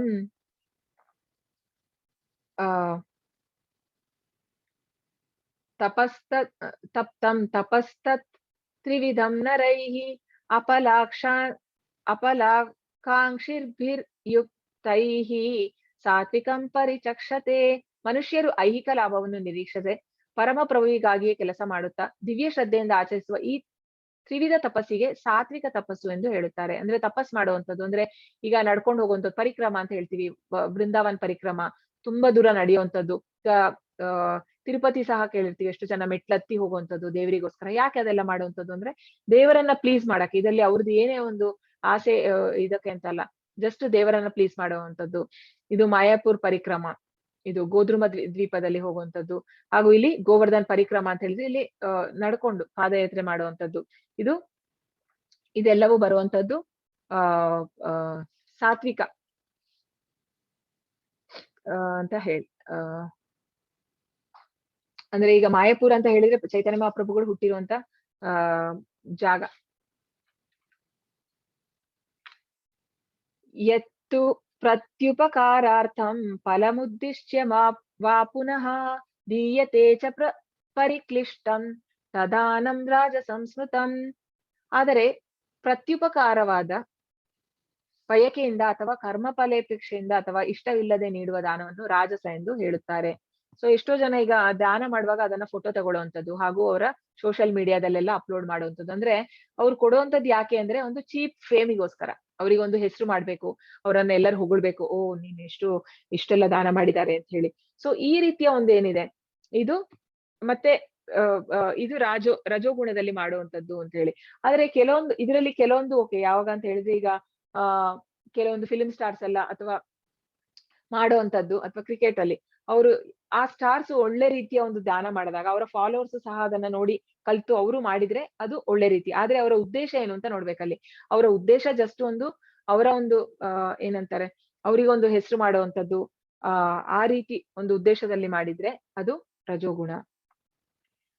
ಆದೇಶ ಕಾಲೇ ಯದ್ದಾನಂ ಪಾತ್ರೇಭ್ಯಶ್ಚ ದೀಯತೆ ಅಸಕೃತ್ತಮವಜ್ಞಾತಂ ತತ್ತಾಮ ಸಮುದಾಹೃತಂ. ಅಶುಚಿಯಾದ ಸ್ಥಳದಲ್ಲಿ ಅನುಚಿತವಾದ ಕಾಲದಲ್ಲಿ ಅಪಾತ್ರನಿಗೆ ಕೊಟ್ಟ ದಾನ ಅಥವಾ ಯೋಗ್ಯ ಲಕ್ಷ್ಯವಿಲ್ಲದೆ ಗೌರವವಿಲ್ಲದ ಕೊಟ್ಟ ದಾನವನ್ನು ತಾಮಸ ದಾನ ಎಂದು ಕರೆಯುತ್ತಾರೆ. ಸೊ ಇಲ್ಲಿ ನಾವು ನೋಡ್ಬೋದು ಈ ಚಿತ್ರದಲ್ಲಿ ಅವನಿಗೆ ವೀಡ್ ಅಂತ ಹೇಳಿದ್ರೆ ಈ ಕುಡಿಯೋದಕ್ಕೆ ಅಥವಾ ಈ ಗಾಂಜಾ ಅಂತದಕ್ಕೆ ದುಡ್ಡು ಕೇಳ್ತಾನೆ. ಅಂತವರಿಗೂ ಸಹ ಹೆಲ್ಪ್ ಮಾಡೋರು ಇರ್ತಾರೆ. ಆದ್ರೆ ಇಂಥದ್ದು ಏನಾಗುತ್ತೆ ಇದ್ರಲ್ಲಿ, ಈ ತಮೋ ಗುಣದ ದಾನದಲ್ಲಿ ಏನಾಗುವಂಥದ್ದು ಅಂದ್ರೆ, ನಾವು ಕೊಟ್ಟ ದಾನದಲ್ಲಿ ಅವ್ರು ಏನು ಕೆಲಸ ಮಾಡ್ತಾರೆ ಅದರ ಒಂದು ಪಾಪ ಕರ್ಮಗಳು ನಮಿಗೂ ಸಹ ಸ್ವಲ್ಪ ಬರುವಂತದ್ದು. ಸೊ ಹಾಗಾಗಿ ನಾವು ತುಂಬಾ ಹುಷಾರಾಗಿ ದಾನ ಮಾಡ್ಬೇಕು. ನಾವು ದಾನ ಮಾಡುವಾಗ ನೋಡ್ಕೊಂಡ್ ಮಾಡ್ಬೇಕು.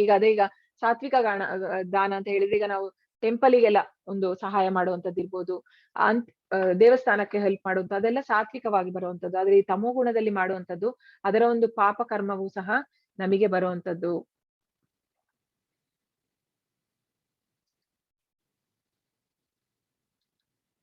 ಓಂ ತತ್ ಸದಿತಿ ನಿರ್ದೇಶೋ ಬ್ರಹ್ಮಣಸ್ತಿ ವಿಧಿಸ್ಮೃತಃ ಬ್ರಾಹ್ಮಣಾಸ್ತೇನ ವೇದಾಶ್ಚ ಯಜ್ಞಶ್ಚ ವಿಹಿತಾ ಪುರಾ. ಸೃಷ್ಟಿಯಾದ ಕಾಲದಿಂದ ಓಂ ತತ್ಸತ್ ಎನ್ನುವ ಪದಗಳನ್ನು ಪರಮ ಪರಿಪೂರ್ಣ ಸತ್ಯವನ್ನು ನಿರ್ದೇಶಿಸಲು ಬಳಸಲಾಯಿತು. ವೇದ ಸೂತ್ರಗಳನ್ನು ಹೇಳುವಾಗ ಮತ್ತು ಪರಮಪ್ರಭುವಿನ ಸುಪ್ರೀತಿಗಾಗಿ ಮಾಡುವ ಯಜ್ಞಗಳಲ್ಲಿ ಬ್ರಾಹ್ಮಣರು ಈ 3 ಸಂಕೇತಗಳನ್ನು ಬಳಸುತ್ತಿದ್ದರು. ಸೊ ನಾವು ಯಾವುದೇ ಒಂದು ಯಜ್ಞಗಳನ್ನ ಮಾಡುವಾಗ ಅಥವಾ ಆಸ್ಟೆರಿಟಿ ಮಾಡುವಾಗ ಅಥವಾ ದಾನ ಮಾಡುವಾಗ ಇದನ್ನ ಹರಿ ಓಂ ತತ್ಸತ್ ಅಂತ ಹೇಳಿ ಮಾಡುವಂತದ್ದು.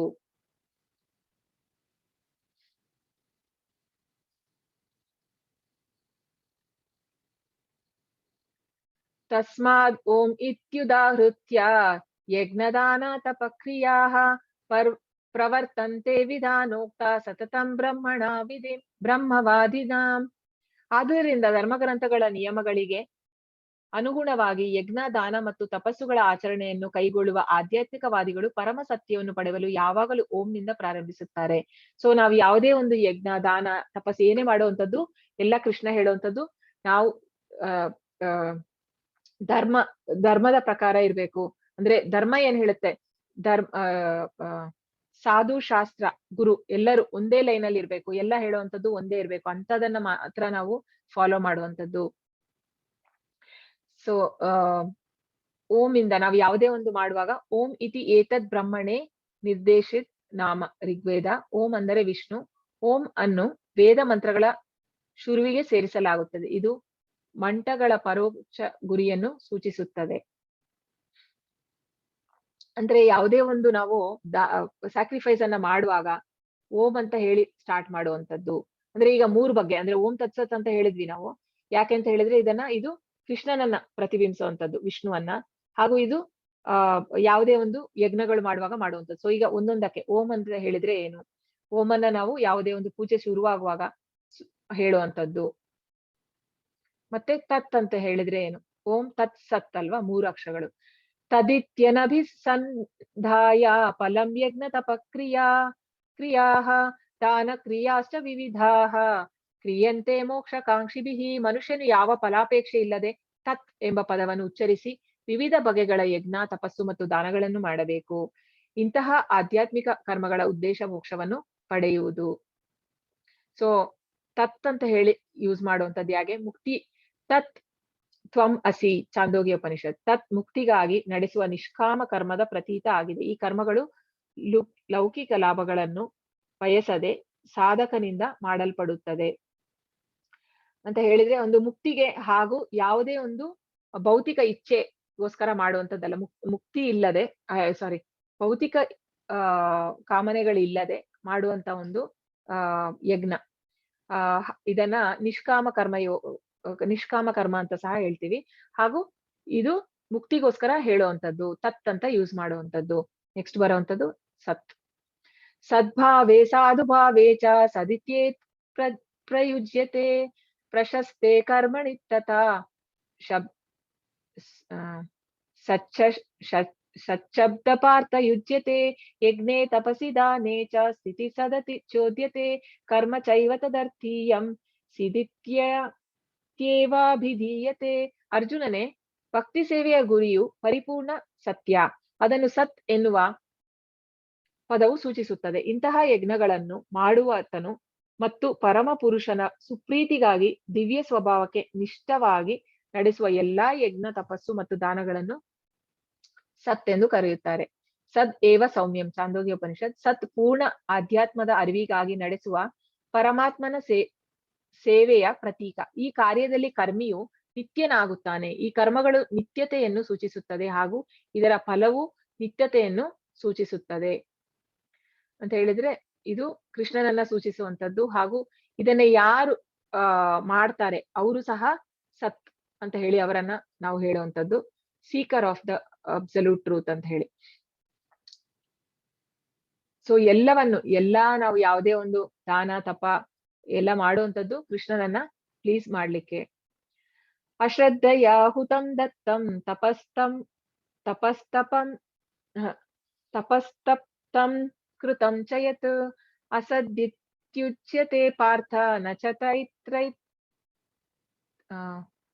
ತತ್ಪ್ರೈತ್ಯನೋ ಇಹ.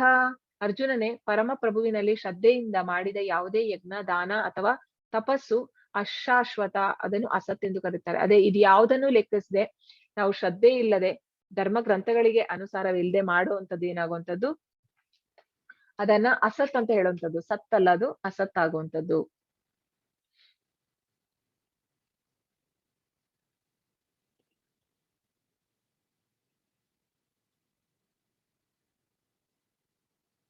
ಓಕೆ, ಸೊ ಈಗ ನೆಕ್ಸ್ಟ್ ಇಲ್ಲಿಗೆ ಮುಗೀತು. ಸೊ ನೀವು ನೆಕ್ಸ್ಟ್ ಲೆವೆಲ್ 2ಗೆ ಎಲ್ಲ ಲಿಂಕ್ ಕಳಿಸಿ, ದಯವಿಟ್ಟು ಎಲ್ಲರೂ ರಿಜಿಸ್ಟರ್ ಮಾಡಿ. ಇನ್ನು ನಾಳೆ ಲಾಸ್ಟ್ ಕೊನೆಯ ದಿನ, ನಾಳೆ ಅಲ್ಲ ನಾಡಿದ್ದು 19ನೇ ತಾರೀಕು ಒಂದು ಚೈತನ್ಯ ಶಿಕ್ಷಾಷ್ಟಕಂ ಬಗ್ಗೆ ಇವರು ಪ್ರಭುಜಿ ಕ್ಲಾಸ್ ಮಾಡ್ತಾರೆ. ಸೊ ದಯವಿಟ್ಟು ನಾಡಿದ್ದು ಬನ್ನಿ.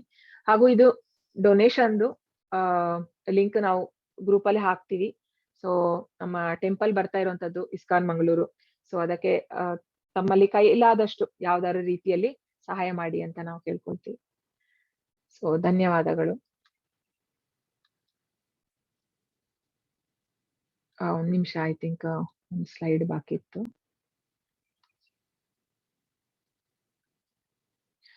ಅಧ್ಯಾಯದ ಸಾರಾಂಶ. ಅನಧಿಕೃತ ಆರಾಧನೆಯ ಬಗ್ಗೆ ಅರ್ಜುನರ ವಿಚಾರಣೆ. ಯೇ ಶಾಸ್ತ್ರವಿದಂ ಉತ್ಸೃಜ್ಯ. ಭಗವಾನ್ ಕೃಷ್ಣ ಉತ್ತರ 3 ವಿಧಾನಗಳು. ತ್ರಿವಿಧ ಭವತಿ ಶ್ರದ್ಧಾ. ಒಬ್ಬರ ನಂಬಿಕೆ ಮತ್ತು ಆರಾಧನೆಯನ್ನು ನಿರ್ಧರಿಸುತ್ತದೆ. ಭಗವಾನ್ ಕೃಷ್ಣ ಉತ್ತರ 3 ವಿಧಾನಗಳು ಒಬ್ಬರ ನಂಬಿಕೆ ಮತ್ತು ಆರಾಧನೆಯನ್ನು ನಿರ್ಧರಿಸುತ್ತದೆ. ತ್ರಿವಿಧ ಭವತಿ ಶ್ರದ್ಧಾ. 3 ವಿಧಾನಗಳಲ್ಲಿ ಆಹಾರಗಳು. ಆಯು ಸತ್ವ ಬಾಲಾರೋಗ್ಯ. ಯಜ್ಞ 3 ವಿಧಾನಗಳಲ್ಲಿ. ಕಾಂಕ್ಷಿಬಿರ್ ಯಜ್ಞೋ. 3 ರೀತಿಯ ತಪಸ್ಸು. ಪೂಜನಂ ಶೌಚಂ ಆರ್ಜವಂ. 3 ವಿಧಾನಗಳಲ್ಲಿ ತಪಸ್ಸು. ಪೀಡೆಯ ಕ್ರಿಯತೆ ತಪಃ. 3 ವಿಧಾನಗಳಲ್ಲಿ ದಾನ. ದೇಶೇ ಕಾಲೇ ಚ ಪಾತ್ರೇ ಚ. ಓಂ ತತ್ಸತ್. ಯಜ್ಞ ದಾನ ತಪಸ್ಸು ಪರಮ ಪುರುಷನಿಗೆ ಅರ್ಪಿಸಬೇಕು. ಸೊ ಈಗ ನಾವು 3 ಗುಣಗಳಲ್ಲಿ ಯಾವ್ಯಾವ ರೀತಿ ನಾವು ಅಂತ ತಿಳ್ಕೊಂಡು ಈ ಶ್ರದ್ಧೆಗಳಿದೆ ಜನರದ್ದು ಅಂತ ಹೇಳಿ. ಧನ್ಯವಾದ. ವಾಂಛಾ ಕಲ್ಪತರುಭ್ಯಶ್ಚ ಕೃಪಾ ಸಿಂಧುಭ್ಯ ಏವ ಚ ಪತಿತನಾಂ ಪಾವನೇಭ್ಯೋ ವೈಷ್ಣವೇಭ್ಯೋ ನಮೋ ನಮಃ. ಅನಂತ ಕೋಟಿ ವೈಷ್ಣವ ವೃಂದ ಕಿ ಜೈ. ನಮಾಚಾರ್ಯ ಸಾಕು ಕಿ ಜೈ. ಶ್ರೀಲ ಪ್ರಭುಪಾದ್ ಕಿ ಜೈ. ಹರೇ ಕೃಷ್ಣ. ಧನ್ಯವಾದ ಎಲ್ಲರಿಗೂ. ಹರೇ ಕೃಷ್ಣ. ಧನ್ಯವಾದ. ಹರೇ ಕೃಷ್ಣ ಮಾತಾಜಿ, ಧನ್ಯವಾದ. ಹರೇ ಕೃಷ್ಣ. ಹರೇ ಕೃಷ್ಣ. ಹರೇ ಕೃಷ್ಣ. ಧನ್ಯವಾದ. ಹರೇ ಕೃಷ್ಣ. ಹರೇ ಕೃಷ್ಣ. ಮಾತಾಜಿ ಒಂದು ವಿಷಯ ಹೇಳಿ. ಹೇಳಿ ಹೇಳಿ ಹೇಳಿ. ಮಾತಾಜಿ, ಈ ದೇವತೆಗಳ ಆರಾಧನೆ ಬಗ್ಗೆ ನನಗೆ ಭಗವದ್ಗೀತೆ ಓದುವಾಗ ನನಗೆ ಅಷ್ಟೊಂದು ಕೆಲವೊಂದು ಜಿಜ್ಞಾಸೆಗಳು ಬರ್ತಾ ಇದ್ವಿ ನಮ್ಗೆ. ಆದ್ರೆ ಇವತ್ತಿನ ನೀವು ನಿಮ್ಮ ವಿವರಣೆಯಲ್ಲಿ ನನಗೆ ಅದಕ್ಕೆ ಉತ್ತರ ಸಿಕ್ಕಿತು. ನೀವ್ ಹೇಳಿದ್ರೆ ಐಹಿಕ ತೃಪ್ತಿಗಳಿಗೆ ಬೇಕಿದ್ರೆ ನಾವು ದೇವತೆಗಳನ್ನ ಆರಾಧನೆ ಮಾಡ್ಬೋದು, ನಮ್ಮ ಐಹಿಕ ತೃಪ್ತಿಗಳಲ್ಲಿ ಈಡೇರ್ತವೆ. ಆಮೇಲೆ ಮುಕ್ತಿಧಾಮಕ್ಕೆ ಹೋಗ್ಬೇಕಾದ್ರೆ ನಾವು ಕೃಷ್ಣನನ್ನ ಆರಾಧನೆ ಮಾಡೋದು. ಧನ್ಯವಾದ. ಅದು ಈವನ್ ಇವರು ಈಶ್ವರ ಸಹ ಹೇಳುವಂತದ್ದು ಆರಾಧನಾ ವಿಷ್ಣು ಆರಾಧನಾ ಪರಂ ಅಂತ ಹೇಳ್ಬಿಟ್ಟು, ಅಂದ್ರೆ ಹೈಯೆಸ್ಟ್. ಅವರು ಪಾರ್ವತಿಗೆ ಹೇಳುವಂತದ್ದು ಯಾರನ್ನ ಪೂಜೆ ಮಾಡಿದ್ರೆ ಹೈಯೆಸ್ಟ್ ಅಂತ ಕೇಳುವಾಗ ಈಶ್ವರ ಹೇಳುವಂತದ್ದು ಅದೇ. ಅಂದ್ರೆ ಆರಾಧನಾ ವಿಷ್ಣು ಆರಾಧನಾ ಪರಂ ಅಂದ್ರೆ ಹೈಯೆಸ್ಟ್ ಅಂತ, ಸುಪ್ರೀಂ ಅಂತ. ಹಾಗೆ ಧನ್ಯವಾದ. ಹರೇ ಕೃಷ್ಣ. ಹರೇ ಕೃಷ್ಣ. ಹರೇ ಕೃಷ್ಣ. ಇದು ದಾನ ಮಾಡ್ಬೇಕಾದ್ರೆ ನಾವು ಕೆಲವರು ಈಗ ಒಂದ್ ಧರ್ಮದಲ್ಲಿ ಇದ್ ಮಾಡ್ತೀವಿ, ಈ ಭಿಕ್ಷೆಗೆ ಬರ್ತಲ್ಲ ಅವರೆಲ್ಲ ಕೊಡ್ತೀವಿ, ಅದನ್ನ ನಮಗೆ ಸುತ್ತಕೊಳ್ಳುತ್ತಂತ ಕರ್ಮ. ಭಿಕ್ಷೆಗೆ ಅವರು ಬೇರೆ ಬೇರೆ ಇಲ್ಲ ಊಟ ಕೊಡೋದ್ರಲ್ಲಿ ಏನಿಲ್ಲ. ಆದ್ರೂ ನಾವು ಅಂದ್ರೆ ಪ್ರಸಾದವನ್ನ ಕೊಟ್ರೆ ಒಳ್ಳೇದು. ಅಂದ್ರೆ ಅವ್ರಿಗೆ ಅದು ಒಳ್ಳೇದಾಗುವಂತದ್ದು. ಅವರ ಲೈಫ್ ಅಲ್ಲಿ ಸಹ ಒಂದು ಆಧ್ಯಾತ್ಮಿಕ, ನಾವೀಗ ಪ್ರಸಾದದಲ್ಲಿ ಅಷ್ಟು ಒಂದು ಶಕ್ತಿ ಇದೆ ಅಂತ. ಈಗ ಮನೆಯಲ್ಲೂ ಯಾರಾದ್ರೂ ಈಗ ತುಂಬಾ ಜನ ನಾವು ಕೇಳ್ತೀವಲ್ಲ, ಅಂದ್ರೆ ಈಗ ನಾಸ್ತಿಕರು ಅಥವಾ ನಂಬದೇ ಇರೋರು ಇರ್ತಾರೆ, ಅವ್ರಿಗೆ ಹೇಗ್ ಮಾಡುವಂತದ್ದು ಅಂದ್ರೆ ನಾವು ಜಸ್ಟ್ ಪ್ರಸಾದ ಕೊಡ್ಬೇಕು. ಪ್ರಸಾದ ಕೊಡ್ತಾ ಕೊಡ್ತಾ ಬರುವಾಗ ಏನಾಗುತ್ತೆ, ಪ್ರಸಾದ ಅವರನ್ನ ಮೈಂಡ್ ಪ್ಯೂರಿಫೈ ಮಾಡುವಂತದ್ದು. ನಾವು ನೋಡಿದ್ವಲ್ಲ, ಪ್ರಸಾದ ಹೇಗೆ ಒಂದು ಮನಸ್ಸನ್ನು ಹಾಗೂ ನಮ್ಮ ಪ್ರಜ್ಞೆಯನ್ನ ಪ್ಯೂರಿಫೈ ಮಾಡ್ತಾ ಬರುವಂತದ್ದು. ಹಾಗಾಗಿ ಪ್ರಸಾದ ಕೊಡ್ಬೇಕು ನಾವು ಅವ್ರಿಗೆ ಅದು ನಿಜವಾಗ್ಲೂ ಒಳ್ಳೇದಾಗುತ್ತೆ. ಈಗ ನೀವು ಬರೀ ಊಟ ಕೊಟ್ಟಾಗ ಏನಾಗುತ್ತೆ, ಅವರಿಗೆ ನಾರ್ಮಲ್ ನಾವು ಮಾಡಿರುವಂತ ಊಟ ಕೊಟ್ಟಾಗ ಅದರಲ್ಲಿ ಆಲ್ರೆಡಿ ಕೃಷ್ಣ ಹೇಳುವಂತದ್ದು, ನಾವು ಕೃಷ್ಣನಿಗೆ ಕೊಟ್ಟದೆ ತಿಂದ್ರೆ ನಮಗೆ ಅದರಲ್ಲಿ ಪಾಪ ಬರುವಂತದ್ದು ಅಂತ ಹೇಳ್ತಾನೆ ಕೃಷ್ಣ. 3ನೇ ಅಧ್ಯಾಯದಲ್ಲಿ ಬರುತ್ತೆ ಇದು. ಯಾರು ನನಗೆ ಕೊಡದೆ ತಿಂತಾರೋ ಅವರು ಕಳ್ಳರು, ಹೀಗೆಲ್ಲ ಇದೆ ಒಂದಂದ್ರೆ ಶ್ಲೋಕ ಇದೆ. ಸೊ ಆದ್ರೆ ಅಟ್ಲೀಸ್ಟ್ ನಾವು ಪ್ರಸಾದ ಕೊಡೋದ್ರಿಂದ ಏನಾಗುತ್ತೆ, ಅವ್ರಿಗೆ ಎಲಿವೇಟ್ ಆಗುವಂತದ್ದು. ಇಲ್ಲಾಂದ್ರೆ ಏನಂದ್ರೆ, ನೀವು ಸಾತ್ವಿಕ ಆಹಾರ ಕೊಟ್ರು ಕೂಡ ಅದ್ರಲ್ಲೂ ಎಷ್ಟೋ ಒಂದು ದೋಷಗಳಿರುತ್ತೆ. ದೋಷ ಅಂತ ಹೇಳಿದ್ರೆ, ಈಗ ಯಾವುದೇ ಒಂದು ತರಕಾರಿ ಬೆಳೆಯುವಾಗ್ಲೂ ಅದೆಲ್ಲ ಫರ್ಟಿಲೈಸರ್ ಎಲ್ಲ ಹಾಕಿ ಬೆಳೆಯುವಂತದ್ದು, ಯಾವ್ದು ಪ್ಯೂರ್ ಆಗಿ ಮಾಡಲ್ಲ ಈಗ ಅಲ್ವಾ. ಅದ್ರಲ್ಲಿ ಎಷ್ಟೋ ಕ್ರಿಮಿಗಳು ಸತ್ತಿರುತ್ತೆ. ಅಥವಾ ತರ್ಬೇಕಾದ್ರೆ ಆನ್ ದಿ ವೇ ಎಷ್ಟೋ ಒಂದು ಬೇರೆ ಸಣ್ಣ ಸಣ್ಣ ಜೀವಿಗಳು ಸತ್ತಿರ್ಬೋದು. ಅದರದೆಲ್ಲ ಪಾಪಕರ್ಮಗಳು ಇರುತ್ತೆ ಅಂತ ಅಂದ್ರೆ ತರಕಾರಿಗಳಲ್ಲಿಯೂ ಇದೆ ಅನ್ನೋಂತರ. ಸೊ ತರಕಾರಿಯನ್ನ ಪ್ಲಾಂಟ್ ಅನ್ನ ನಾವು ಕುಯ್ಬೇಕಾದ್ರೆ ಅದಕ್ಕೂ ಒಂಚೂರು ನೋವಾಗ್ಬೋದು. ಅಂದ್ರೆ ಅದಕ್ಕೆ ಪ್ರಜ್ಞೆ ತುಂಬಾ ಕಡಿಮೆ ಇರುವಂತದ್ದು ಪ್ಲಾಂಟ್ ಅಲ್ಲಿ, ಆದ್ರೂ ಸಹ ಆಗುವಂಥದ್ದು ಇದೆಲ್ಲ ಬರುವಂತದ್ದು. ಹಾಗಾಗಿ ನಾವು ಆದಷ್ಟು ದೇವರಿಗೆ ಇಟ್ಟು ಅದು ಪ್ರಸಾದವನ್ನ ಕೊಟ್ರೆ ಪ್ಯೂರಿಫೈ ಆಗುವಂತದ್ದು ಅಂತ ಹೇಳಿ. ನೀವು ಕೊಡುವಾಗ ಹೇಗೂ ಕೊಡ್ತೀರಾ, ಪ್ರಸಾದವನ್ನ ಕೊಡಿ, ಅವರಿಗೆ ಒಳ್ಳೇದಾಗುತ್ತೆ. ಹರೇ ಕೃಷ್ಣ. ಹರೇ ಕೃಷ್ಣ. ಹರೇ ಕೃಷ್ಣ ಮಾತಾಜಿ. ಹರೇ ಕೃಷ್ಣ. ಹೇಳಿ ಮಾತಾಜಿ. ಇವಾಗ ಅವಾಗಲೇ ಹೇಳಿದ್ರು ಬಹು ಜನ್ಮದ ನಂತರ ಮುಕ್ತಿ ಸಿಗುತ್ತೆ ಅಂತ ಹೇಳಿ. ನಮ್ಗೆ ನಾವು ಈ ಜನ್ಮದಲ್ಲಿ ಮುಕ್ತಿ ಸಿಗುತ್ತೆ ಅಂತ ನಾವು ಹೇಗೆ ಅರಿಯೋದು? ಅಲ್ಲ, ಈ ಜನ್ಮದಲ್ಲಿ ಈಗ ಪ್ರಭುಪಾದ ಹೇಳುವಂತದ್ದು ಮುಕ್ತಿ ಅಂತ ಹೇಳಿದ್ರೆ ಏನು ಅಂದ್ರೆ, ನಮಗೆ ಈ ಭೌತಿಕ ಇಚ್ಛೆಗಳಿಂದ ಯಾವಾಗ ನಮ್ಮ ಇಂದ್ರಿಯಗಳ ನಮ್ಮನ್ನ ಹೆರಾಸ್ ಮಾಡಲ್ವೋ. ಈಗ ನಮಗೆ ಇಂದ್ರಿಯಗಳು ನಾವ್ ಹೇಳ್ದಂಗ್ ಕೇಳ್ತಾ ಇಲ್ಲ ಅಲ್ವಾ. ಈಗ ನಾವ್ ಹೇಳ್ದಂಗ್ ಕೇಳ್ತಾ ಇಲ್ಲ, ನಾವ್ ಅದರ ಗುಲಾಮರಾಗಿದ್ದೀವಿ. ಯಾವಾಗ ನಮಗೆ ಆತ್ಮಕ್ಕೆ ಬೇಕಾದನ್ನ ನಾವು ಮಾಡ್ಕೊಳ್ತೀವಿ, ಇಂದ್ರಿಯಗಳನ್ನ ನಮಗೆ ಬೇಕಾದಂಗ್ ನಾವ್ ಯೂಸ್ ಮಾಡ್ತೀವಿ, ಅಂದ್ರೆ ನಾವು ಮಾಸ್ಟರ್ ಆಗ್ಬೇಕು.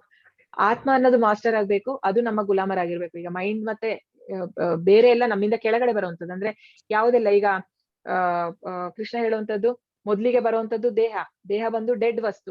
ಈ ದೇಹ ಅಂದ್ರೆ ಏನಿದು, ಆಕ್ಚುಲಿ ಡೆಡ್ ಮೆಟೀರಿಯಲ್. ಇದರಲ್ಲಿ ಆತ್ಮ ಇರೋದ್ರಿಂದ ನಮಗೆ ಜೀವ ಇರುವಂತದ್ದು. ಆತ್ಮ ಇಲ್ಲ ಅಂದ್ರೆ ಏನ್ ಡಿಫ್ರೆನ್ಸ್ ಇಲ್ಲ ಅಲ್ವಾ. ಒಂದು ಜೀವಂತ ಒಂದು ಬಾಡಿಗೂ ಹಾಗೂ ಸತ್ತಿರುವಂತ ದೇಹಕ್ಕೆ ಏನ್ ಡಿಫ್ರೆನ್ಸ್, ಎಲ್ಲ ಹಾಗೆ ಕಾಣುತ್ತೆ. ಆದ್ರೆ ಆತ್ಮ ಇರೋದ್ರಿಂದ ಚೇತನ ಇರುವಂತದ್ದು. ಸೊ ಈ ಡೆಡ್ ಮೆಟೀರಿಯಲ್ಗಿಂತ ಇಂದ್ರಿಯಗಳು ಶ್ರೇಷ್ಠ, ಇಂದ್ರಿಯಗಳಿಗಿಂತ ಮನಸ್ಸು ಶ್ರೇಷ್ಠ, ಮನಸ್ಸಿಗಿಂತ ಬುದ್ಧಿ ಶ್ರೇಷ್ಠ, ಬುದ್ಧಿಗಿಂತ ಆತ್ಮ ಶ್ರೇಷ್ಠ. ಸೊ ನಾವು ಆತ್ಮಕ್ಕೆ ಯಾವಾಗ ಬೇಕಾದನ್ನ ಕೊಡ್ತೀವಿ, ಆಗ ನಮ್ಮ ಆಟೋಮೆಟಿಕ್ ಆಗಿ ನಮ್ಮ ಇಂದ್ರಿಯಗಳು ಕಂಟ್ರೋಲ್ ಬರುವಂತದ್ದು. ಆಗ ನಾವು ಈ ಜನ್ಮದಲ್ಲಿ ಇದ್ದು ಸಹ ಅದೇ ಮುಕ್ತಿ ಅಂತ. ಈಗ ಇವರು ಯಾರದು ಅವ್ರ ಹೆಸರು ಬರ್ತಾ ಇಲ್ಲ, ಬಿಲ್ವಮಂಗಲ್ ಠಾಕೂರ್ ಹೇಳುವಂತದ್ದು, ಮಾಯೆ ಅವರ ನನಗೆ ಮುಕ್ತಿನೇ ಬೇಡ ಅಂದ್ರೆ, ಶುದ್ಧ ಭಕ್ತರು ಹೇಳುವಂತದ್ದು, ನನಗೆ ಮುಕ್ತಿ ಬೇಡ, ನನ್ನ ಬಾಗಿಲಲ್ಲೇ ಅವಳು ಮಾಯೆ ಕಾಲ್ ಮುರ್ಕೊಂಡು ಅಂದ್ರೆ ಅವ್ರು ಹೇಳುವಂತದ್ದು ಕಾಯ್ತಾ ಇದ್ದಾಳಂತೆ, ನಾನ್ ಕೊಡ್ತೀನಿ ತಗೋ, ನೀನು ಮುಕ್ತಿ ತಗೋ ಅಂತ. ಆದ್ರೆ ನನಗೆ ಇಷ್ಟ ಇಲ್ಲ, ನನಗೆ ಯಾಕೆ ಮುಕ್ತಿ ಬೇಕು, ನಾನು ಖುಷಿಯಾಗಿದ್ದೇನೆ. ಅಂದ್ರೆ ದೇವರ ಒಂದು ಧ್ಯಾನದಲ್ಲಿ ಯಾರು ಇರ್ತಾರಲ್ಲ ಅವ್ರಿಗೆ ಇಲ್ಲಿ ಅಲ್ಲ, ಈ ಲೋಕದಲ್ಲಿ ಇದ್ರು ಸರಿ, ಬೇರೆ ಲೋಕ ಅವ್ರು ಮಾಡುವಂತದ್ದು ಅದೇ ಸೇವೆ. ಈಗ ನಾವು ಮಾಡುವಂತದ್ದು ಯಾಕೆ ನಾವು ಇಲ್ಲಿ ಡಿವೋಷನಲ್ ಆಕ್ಟಿವಿಟೀಸ್ಗೆ ಇಷ್ಟು ಸ್ಟ್ರೆಸ್ ಮಾಡುವಂತದ್ದು ಮಾಡ್ಬೇಕು ಅಂದ್ರೆ, ನಾವು ಗೋಲೋಕದಲ್ಲಿ ಹೋಗ್ಮೇಲೆ ಮಾಡುವಂತದ್ದು ಅದೇ ದೇವರ ಒಂದು ಸೇವೆ ಮಾಡುವಂತದ್ದು. ಅದಕ್ಕೆ ನಾವಿಲ್ಲಿ ಪ್ರಾಕ್ಟೀಸ್ ಮಾಡುವಂತದ್ದು. ಹಾಗಾಗಿ ಅವ್ರಿಗೆ ಇಲ್ಲಿ ಆದ್ರೇನು, ಬೇರೆ ಲೋಕ ಆದ್ರೇನು. ಸೊ ಹಾಗಾಗಿ ಒಂದ್ ನಿಮಿಷ. ಓಕೆ. ಸೊ ಅಲ್ಲಿ ಹೋಗಿ ಸಹ ಮಾಡುವಂತದ್ದು. ಸೊ ಮುಕ್ತಿ ಅಂತ ಹೇಳಿದ್ರೆ ನಮ್ಮ ಇಂದ್ರಿಯಗಳು ನಮಗೆ ಯಾವಾಗ ಟಾರ್ಚರ್ ಕೊಡಲ್ಲ, ಅದೇ ಮುಕ್ತಿ ಈ ಜೀವನದಲ್ಲಿ ಆಕ್ಚುಲಿ. ಜನ್ಮದ ರಹಸ್ಯ ಏನಾದ್ರು ಅಲ್ಲ, ಅದು ಕೃಷ್ಣ ಕೊಡ್ತಾನೆ. ಆದ್ರೆ ನಾವು ಅದಕ್ಕೋಸ್ಕರ ನಾವು ಮಾಡುವಂತದ್ದಲ್ಲ. ನಾವು ಆಕ್ಚುಲಿ ಕೃಷ್ಣನ ಪ್ಲೀಸ್ ಮಾಡಕ್ಕೆ ಮಾಡುವಂತದ್ದು. ಅದು ಕೃಷ್ಣ ನೋಡ್ಕೊಳ್ತಾನೆ, ಅವರ ಭಕ್ತರನ್ನ ಅವ್ನು ನೋಡ್ಕೊಳ್ತಾನೆ. ಈಗ ಜನ್ಮ ಮೃತ್ಯು ಜರ ವ್ಯಾಧಿ ಅಂತ ಹೇಳಿದ್ರೆ ಮುಕ್ತಿ ಮುಕ್ತಿ ಸಿಕ್ಕಿ ನಾವೇನ್ ಮಾಡುವಂತದ್ದು, ಆಮೇಲೆ ನಾವಲ್ಲಿ ಕೃಷ್ಣನ ಇದ್ರಲ್ಲಿ ಇರುವಂತದ್ದು. ನಾವು ಏನಾಗುತ್ತೆ, ನಿಮ್ಮ ಪ್ರಕಾರ ಏನಾಗುವಂತದ್ದು ಆತ್ಮ ಮುಕ್ತಿ ಅಂತ ಹೇಳಿದ್ರೆ ನಿಮ್ಮ ಪ್ರಕಾರ ಏನು? ಮುಕ್ತಿ ಅಂದ್ರೆ ನಮ್ಮದು ಶ್ರೀಕೃಷ್ಣ ನಿವಾಸ, ಅಂದ್ರೆ ಭೌತಿಕ ಜಗತ್ತಿನಲ್ಲಿ ಹುಟ್ಟು ಸಾವು ಇಲ್ಲದೆ ಇರುವಂತದ್ದು ಅಲ್ವಾ. ಈಗ ನಾವ್ ಅಲ್ಲಿ ಹೋಗಿ ಏನ್ ಮಾಡುವಂತದ್ದು, ಈಗ ಹೌದು ಕರೆಕ್ಟ್ ನೀವ್ ಹೇಳಿದ್ದು, ಅಲ್ಲಿಗೆ ಹೋಗುವಂತದ್ದು ಗೋಲೋಕಕ್ಕೆ. ಬಟ್ ಅಲ್ಲಿ ಹೋಗಿ ನಮ್ಗೆ ಏನ್ ಮಾಡ್ಬೇಕು ಅನ್ನೋದು ಗೊತ್ತಿರ್ಬೇಕು ತಾನೆ. ಅದನ್ನ ನಾವ್ ಇಲ್ಲಿ ಅಭ್ಯಾಸ ಮಾಡಿದ್ರೆ ಮಾತ್ರ ಅದೇ ಸಾಧ್ಯ. ಶ್ರೀಕೃಷ್ಣನ ಇವಾಗ ನಾವು ಈಗ ಮತ್ತೆ ಜನ್ಮ ಪಡೆದಿದ್ದೀವಿ ಅಂತ ಹೇಳ್ತೀವಿ. ಪುನರ್ಜನ್ಮದಲ್ಲಿ ನಾವು ಯಾವ ಪ್ರಜ್ಞೆಯಲ್ಲಿ ಇದ್ವಿ ಅದೇನಾದ್ರೂ ನಮ್ಗೆ ಅರಿವು ಆಗುತ್ತಾ ಅಂತ? ಅಲ್ಲ, ಅದು ಎಲ್ಲರಿಗೂ ಕೊಡಲ್ಲ ಕೃಷ್ಣ. ಯಾವ ಅದು ತರ ಈಗ ನಾವು ಶುದ್ಧ ಅದನ್ನ ಅರಿವು ಭಕ್ತರಿಗೆ ಮಾಡ್ಬೋದು? ಅಲ್ಲ, ಅದು ಕೃಷ್ಣನಿಗೆ ಗೊತ್ತು ಹೇಗೆ. ಈಗ ನೀವು ನೋಡಿ, ಈಗ ನೀವೀಗ ಈಗ ಭಗವದ್ಗೀತೆ ಕ್ಲಾಸಿಗೆ ಬಂದಿದ್ದೀರಾ ಅಂದ್ರೆ ಅದು ಕೃಷ್ಣನ ಕರುಣೆನೆ ಅದು. ಇಲ್ಲಾಂದ್ರೆ ಕೃಷ್ಣ ಯಾಕೆ ನಿಮಗೆ ಆ ಒಂದು ಇದು ಕೊಡ್ಬೇಕಿತ್ತು, ಜ್ಞಾನ ಅಟೆಂಡ್ ಮಾಡ್ಲಿ ಅಂದ್ರೆ? ಎಲ್ಲಿಯೋ ಒಂದ್ ಕಡೆ ನೀವೇನೋ ಪುಣ್ಯ ಮಾಡಿದೀರಾ ಹಿಂದಿನ ಜನ್ಮದಲ್ಲೋ ಮೊದ್ಲು. ನಾವು ಮಾಡಿರೋದ್ರಿಂದ ನಮಗೆ ಈಗ ನಾವು ಬಂದಿದೀವಿ. ಕೃಷ್ಣ ಪ್ರಜ್ಞೆ ನೀವು ತಗೊಳ್ತಿರ್ಲಿಲ್ಲ, ಇಲ್ಲಾಂದ್ರೆ ನೀವು ಬರ್ತಾ ಇರ್ಲಿಲ್ಲ. ನಿಮಗೆ ಈ ಕನೆಕ್ಷನ್ ಹೇಗೆ ಬಂತು? ಕೃಷ್ಣ ಏನು ಯಾವ ಒಂದು ಮತ್ತ ಸ್ಮೃತಿ ಜ್ಞಾನಂ ಆಪೋಹನಂ ಚ ಕೃಷ್ಣ ಹೇಳುವಂತದ್ದು. ಅಂದ್ರೆ ಎಲ್ಲಿ ಸ್ಮರಣೆ ಕೊಡ್ಬೇಕು, ಯಾವ ರೀತಿ ಕೊಡ್ಬೇಕು ಅದು ಕೃಷ್ಣನಿಗೆ ಗೊತ್ತು. ಅಷ್ಟು ಮಾತ್ರ ಕೊಡ್ತಾನೆ. ಮತ್ತೆ ಬೇರೆ ಎಲ್ಲ ಕೊಟ್ರೆ ನಮಗೆ ಕಷ್ಟ. ನೋಡಿ, ನಮಗೀಗ ಈಗಿನ ಜೀವನದಲ್ಲೇ ನಾವೇನಾದ್ರೂ ನಮ್ಮಿಂದ ಮಿಸ್ಟೇಕ್ ಆದ್ರೆ ನಮಗೆ ಅದನ್ನ ನೆನ್ಸ್ಕೊಂಡು, ಅಥವಾ ಬೇಜಾರಾಗಿರುವಂತದ್ದು ಲೈಫಲ್ಲಿ ಇನ್ಸಿಡೆಂಟ್ ಆದ್ರೆ ಅದನ್ನ ನೆನ್ಸ್ಕೊಂಡು ದುಃಖ ಪಡ್ತಾ ಇರ್ತೀವಿ. ಇನ್ನು ಎಲ್ಲಾ ಜನ್ಮಗಳದ್ದು ಗೊತ್ತಾದ್ರೆ ನಮಗೆ ಬದುಕಿರಕ್ಕೆ ಸಾಧ್ಯ ಇಲ್ಲ. ಹಾಗಾಗಿ ಕೃಷ್ಣನಿಗೆ ಗೊತ್ತು ಏನ್ ಕೊಡ್ಬೇಕು ಏನ್ ಕೊಡ್ಬಾರ್ದು ಅಂತ. ಸೊ ನಮಗೆ ಆಧ್ಯಾತ್ಮಿಕದಲ್ಲಿ ಏನು ಅವಶ್ಯಕತೆ ಇದೆ ಅಂತದನ್ನ ಕೊಡ್ತಾನೆ. ಅದು ಕೆಲವೊಂದು ಕಲೆಗಳು ಕೆಲವರಿಗೆ ಬಂದಿರುತ್ತೆ ಅಷ್ಟೇ. ಅದು ಎಲ್ಲ ಮತ್ತೆ ಎಲ್ಲ ನಮಗೆ ತಿಳ್ಕೊಳಕ್ಕೆ ಸಾಧ್ಯನೂ ಇಲ್ಲ. ಅಂದ್ರೆ ಅಷ್ಟು ಜನ್ಮಗಳಲ್ವಾ. ಕೃಷ್ಣ ಹೇಳುವಂತದ್ದು ಯಾವ್ದ್ ಅಂದ್ರೆ ಅರ್ಜುನನಿಗೆ ಹೇಳುವಂತದ್ದು, there was no time when I was not there nor you nor these kings ಅಂತ ಹೇಳಿದ್ರೆ, ಈ ರಾಜರಾಗ್ಲಿ ನಾನಾಗ್ಲಿ ನೀನಾಗ್ಲಿ ಇಲ್ದೇ ಇರೋ ಸಮಯನೇ ಇಲ್ಲ. ನಾವು ಇಟರ್ನಲಿ ಅಸೋಸಿಯೇಟ್ಸ್ ಅನ್ನೋ ತರ. ಅಂದ್ರೆ ನಾವು ಆಧ್ಯಾತ್ಮಿಕ ಲೋಕದಲ್ಲಿದ್ವಿ, ಅಂದ್ರೆ ನಾವು ಇದ್ದೇ ಇದೀವಿ, ಯಾವಾಗ್ಲೂ ಇದೀವಿ. ಹಾಗಾಗಿ ನಾವು ಎಷ್ಟೋ ಜನ್ಮಗಳಿಂದ ಈ ಒಂದು ಬೇರೆ ಬೇರೆ ಜನ್ಮಗಳನ್ನ ಬರ್ತಾ ಇರ್ಬೋದು. ಹಾಗಾಗಿ ಅದನ್ನೆಲ್ಲ ನೆನ್ಪಿಟ್ಕೊಳಕ್ ಸಾಧ್ಯ ಇಲ್ಲ. ಅಂದ್ರೆ ಪ್ರಾಣಿಗಳು ಆಗಿರ್ಬೋದು, ನಾವು ಮನುಷ್ಯರೇ ಆಗಿದ್ವಿ ಅಂತ ಏನ್ ಗ್ಯಾರಂಟಿ ಇಲ್ಲಲ್ಲ. ಹಿಂದಿನ ಜನ್ಮದಲ್ಲಿ ಪ್ರಾಣಿಗಳು ಸಹ ಆಗಿರ್ಬೋದು. ಸೊ ನಮಗೆ ಅಗತ್ಯವಾದ ಒಂದು ಸ್ಮರಣೆಯನ್ನ ದೇವ್ರು ಕೊಡ್ತಾರಷ್ಟೇ. ಓಕೆ. ಮತ್ತೆ ಇನ್ನೊಂದು ಪ್ರಶ್ನೆ ಇದೆ. ಹಾ. ವಾರದಲ್ಲಿ ಉಪವಾಸ ವ್ರತ ಮಾಡ್ತಾರಲ್ಲ, ಅದರಿಂದ ಇಲ್ಲ, ಅದು ಎಲ್ಲ ರಾಜಸಿಕ. ನಾವು ನೋಡಿದ್ವಲ್ಲ, ಅದೆಲ್ಲ ರಾಜಸಿಕ.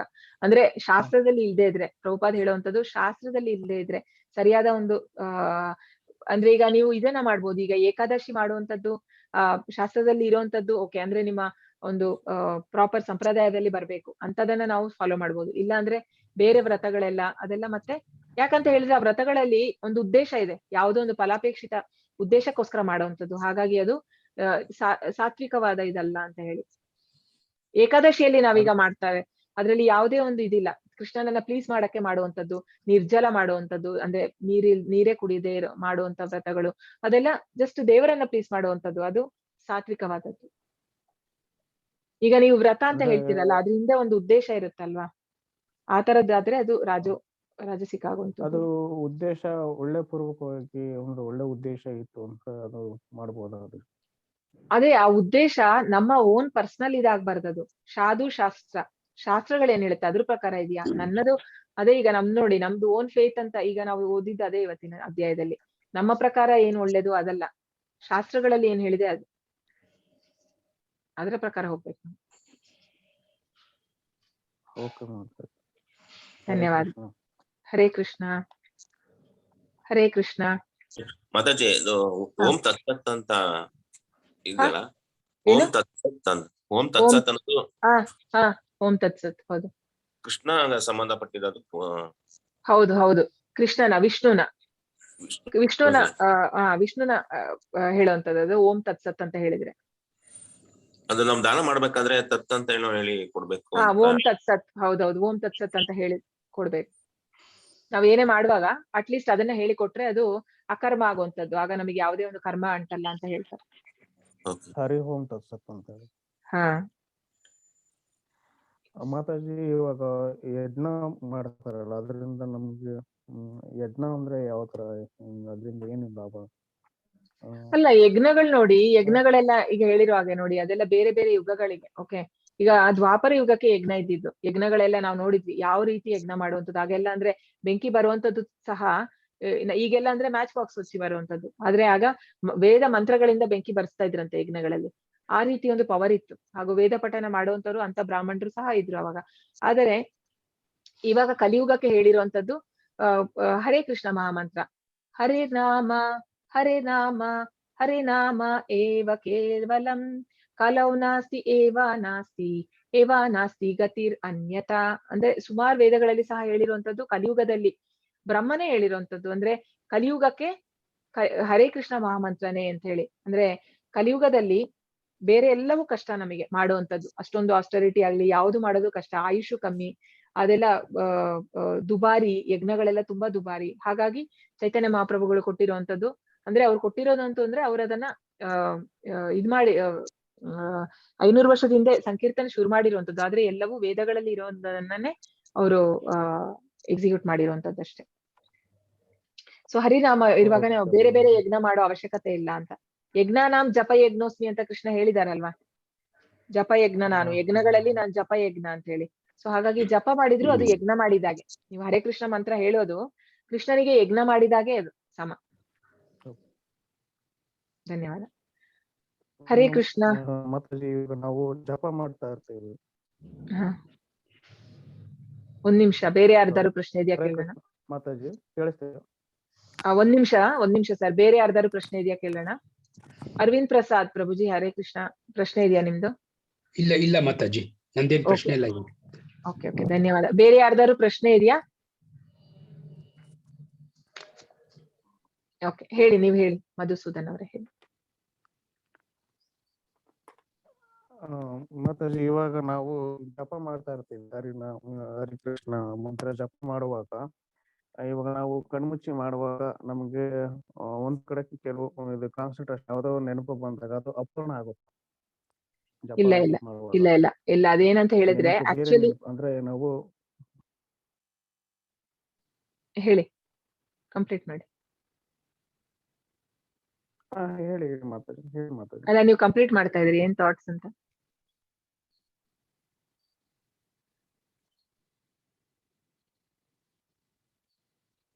ಕಟ್ ಆದ್ರ ಆಡಿಯೋ ಹೋಯ್ತು. ಹರೇ ಕೃಷ್ಣ. ಹರೇ ಕೃಷ್ಣ ಮಾತಾಜಿ. ಮಧುಸೂದನ್ ಅವರೇ, ನಿಮ್ದು ನೆಟ್ವರ್ಕ್ ಪ್ರಾಬ್ಲಮ್ ಇದೆ. ಅರ್ಥ ಆಯ್ತು. ಓಕೆ, ಕೇಳಿಸ್ತು ನನಗೆ. ಇಲ್ಲ ನೋಡಿ, ಏನಂತ ಹೇಳಿದ್ರೆ ನಾವು Hare Krishna first of all ನಾವು ಕಣ್ಮುಚ್ಚಿ ಮಾಡ್ಬಾರ್ದು, ನಾಟ್ ರೆಕಮೆಂಡೆಡ್. ಅಂದ್ರೆ ನಾವು ಕಣ್ ತೆಗ್ದೇ ಮಾಡ್ಬೇಕು. ಕಣ್ ತೆಗ್ದು ಜೋರಾಗಿ ಹೇಳ್ಬೇಕು, ಮತ್ತೆ ಕೇಳೋ ಹಾಗೆ. ಆಗ ನೀವು ಕಾನ್ಸಂಟ್ರೇಷನ್ ಆದಷ್ಟು ನಿಮಗೆ ನೀವು ಹೇಳುವ ಮಂತ್ರದ ಮೇಲೆ ಇರುತ್ತೆ. ನೀವು ನಿಧಾನಕ್ಕೆ ಹೇಳುವಾಗ ನಮ್ಗೆ ಜಾಸ್ತಿ ಥಾಟ್ಸ್ ಬರುತ್ತೆ. ಅದೇ ನೀವು ಜೋರಾಗಿ ಹೇಳುವಾಗ ಅದನ್ನ ಕೇಳಿಸ್ಕೋಬಹುದು. ಸೊ ಬೇರೆ ಥಾಟ್ಸ್ ಕಮ್ಮಿ. ಮತ್ತೆ ಇನ್ನೊಂದೇನಂದ್ರೆ ಸ್ಟಾರ್ಟಿಂಗ್ ಅಲ್ಲಿ ತುಂಬಾ ಥಾಟ್ಸ್ ಬರುವಂತದ್ದು, ಗ್ರಾಜುಯಲಿ ಕಮ್ಮಿ ಆಗುತ್ತೆ ಅದು. ಈಗ ಅದೇನಂದ್ರೆ ಅದು ಪ್ಯೂರಿಫೈ ಆಗುವಂತದ್ದು. ಅಂದ್ರೆ ನೀವು ಹೇಳುವಾಗ ನಮಗೆ ಇನ್ನೂ ಜಾಸ್ತಿ ಬೇಡದ್ದೆಲ್ಲ ಬರುವಂತದ್ದು ಜಾಸ್ತಿ ಅವಾಗ. ಯಾಕೆಂತ ಹೇಳಿದ್ರೆ ಅದು ಪ್ಯೂರಿಫೈ ಆಗುವಂತದ್ದು. ಈಗ ಏನಂದ್ರೆ ಕೆಟ್ಟದೆಲ್ಲ ಹೊರಗಡೆ ಬರ್ಬೇಕಲ್ವಾ. ಸೊ ಅದು ನಾವು ನಮ್ಮ ಪ್ರಜ್ಞೆಯನ್ನ ಪ್ಯೂರಿಫೈ ಮಾಡುವಂತದ್ದು. ಸೊ ನಮಗೆ ಬೇಡ ಥಾಟ್ಸ್ ಬಂದ್ರೆ ಅದು ಒಳ್ಳೇದೇ.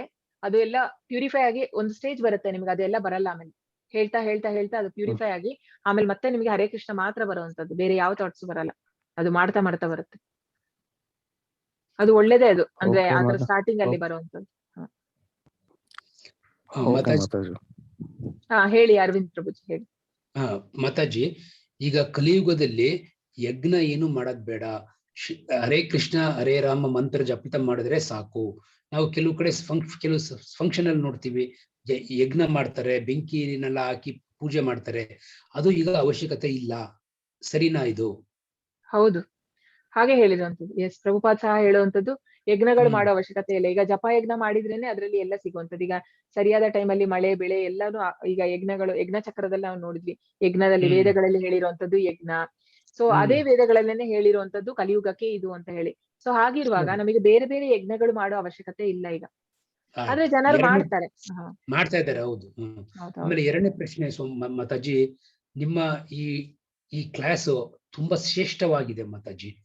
ತಾವು ಇದೆಲ್ಲ ಮುಗಿದ ಮೇಲೆ ನಿಮ್ ಹೆಸರಿನಲ್ಲಿ ಸರಿತಾ ಮಾತಾಜಿ ಅಂತ ಒಂದು ಆಪ್ ಕ್ರಿಯೇಟ್ ಮಾಡಿ ಅದನ್ನ ಓ ಮೈ ಗಾಡ್, ಏನ್ ಹೇಳ್ತಾ ಇದೀರಾ? ಜಸ್ಟ್ ವೆರಿ ನ್ಯೂ, ನಾನು ಏನು ಗೊತ್ತಿಲ್ಲ ಪ್ರಭುಜಿ. ನಾನು ನಿಮ್ ತರನೇ, ಐ ಮೀನ್ ಸ್ವಲ್ಪ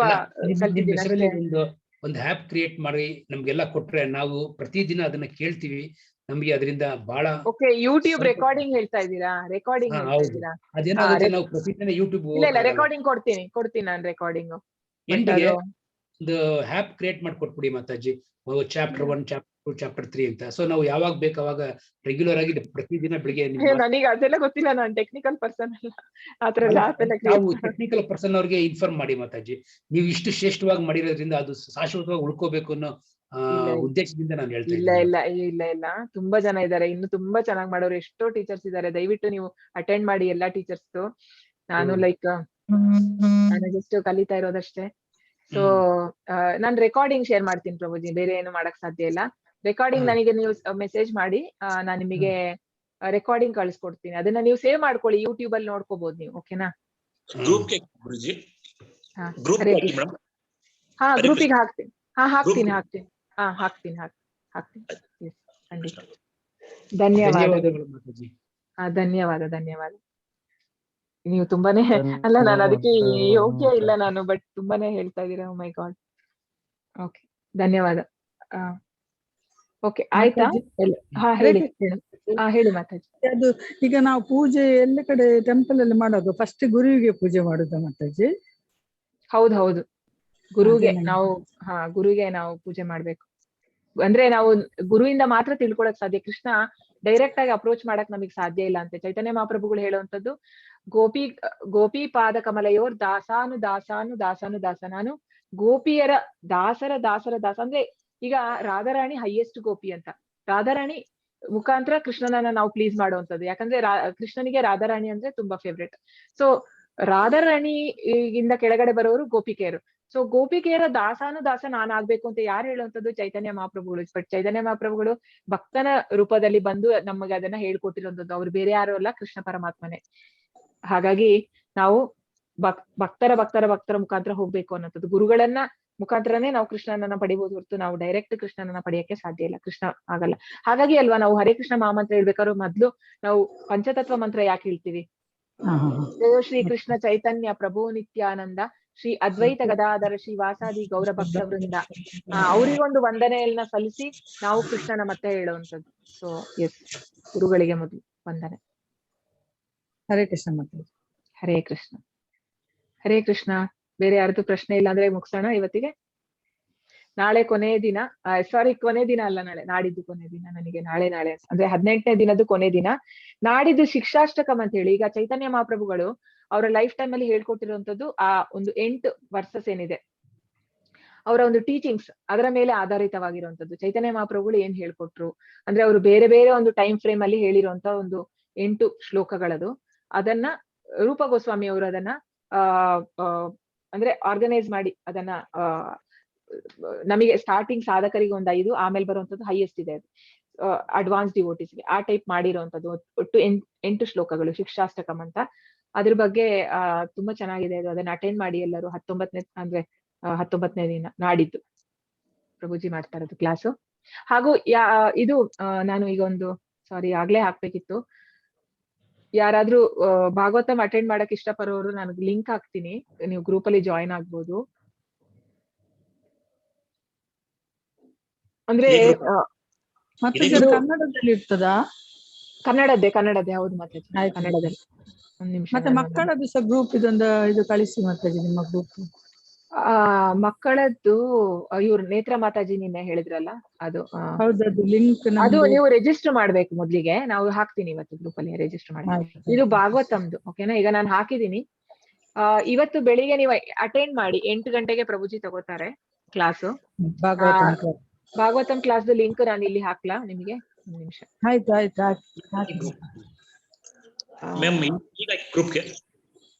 ಇದು ಗ್ರೂಪಿಗೆ ನೀವು ಆಡ್ ಆಗಿ, ನೀವು ಗ್ರೂಪ್ ಡಿಸ್ಕ್ರಿಪ್ಷನ್ ಅಲ್ಲಿ ಇದೆ ನೋಡಿ. ಇದು ಆಕ್ಚುಲಿ ಇದು ಗ್ರೂಪ್ ಡಿಸ್ಕ್ರಿಪ್ಷನ್ ಅಲ್ಲಿ ನಿಮಗೆ ಇದು ಕ್ಲಾಸ್ ಲಿಂಕ್ ಇದೆ ಅಲ್ಲೇ. ಬೇಕಾದ್ರೆ ಇಲ್ಲಿ ಒಂದ್ಸತಿ ಹಾಕ್ತೀನಿ ಈಗ. ಅಂದ್ರೆ ಜಯ ಸಚ್ಚಿದಾನಂದ ಅಲ್ಲ ಮಾತಾಜಿ? ಸಚ್ಚಿನಂದನ, ಅದೇ ಜಯ ಸಚ್ಚಿನಂದನ, ಹೌದು. ಈಗ ನಾನು ಕೆಳಗಡೆ ಲಿಂಕ್ ಹಾಕಿದೀನಿ ನೋಡಿ, ಇದು ಭಾಗವತಂ ಲಿಂಕ್. 8 ಗಂಟೆಗೆ 8 to 9 ಇರುತ್ತೆ ಇದು ಎವ್ರಿ ಡೇ. ಸೊ ಭಾಗವತಂ ಕೇಳಿ, ತುಂಬಾ ಚೆನ್ನಾಗಿರುತ್ತೆ. ಸೊ ಇದು ಮೇಲೆದು ಅದು ಗ್ರೂಪ್ ಲಿಂಕ್, ಓಕೆನಾ? ಓಕೆ, ಹಾಗಿದ್ರೆ ನಾವು ಮುಕ್ತಾಯ ಮಾಡೋಣ. 3 ಸತಿ ಎಲ್ಲರೂ ಹರೇ ಕೃಷ್ಣ ಮಹಾಮಂತ್ರ ಹೇಳೋಣ ಒಟ್ಟಿಗೆ. ಹರೇ ಕೃಷ್ಣ ಕೃಷ್ಣ ಕೃಷ್ಣ ಹರೇ ಹರೇ ಹರೇ ರಾಮ ರಾಮ ರಾಮ ಹರೇ ಹರೇ ಹರೇ ಕೃಷ್ಣ ಕೃಷ್ಣ ಕೃಷ್ಣ ಹರೇ ಹರೇ ಹರೇ ರಾಮ ರಾಮ ರಾಮ ಹರೇ ಹರೇ ಹರೇ ಕೃಷ್ಣ ಕೃಷ್ಣ ಕೃಷ್ಣ ಹರೇ ಹರೇ ಹರೇ ರಾಮ ರಾಮ ರಾಮ ಹರೇ ಹರೇ. ಧನ್ಯವಾದಗಳು ಎಲ್ಲರಿಗೂ. ಹರೇ ಕೃಷ್ಣ. ಧನ್ಯವಾದಗಳು ಮಾತಾಜಿ. ಹರೇ ಧನ್ಯವಾದಗಳು ಮಾತಾಜಿ, ಧನ್ಯವಾದಗಳು. ಹರೇ ಕೃಷ್ಣ. ಧನ್ಯವಾದಗಳು ಮಾತಾಜಿ. ಧನ್ಯವಾದಗಳು. ಹರೇ ಕೃಷ್ಣ ಹರೇ ಕೃಷ್ಣ.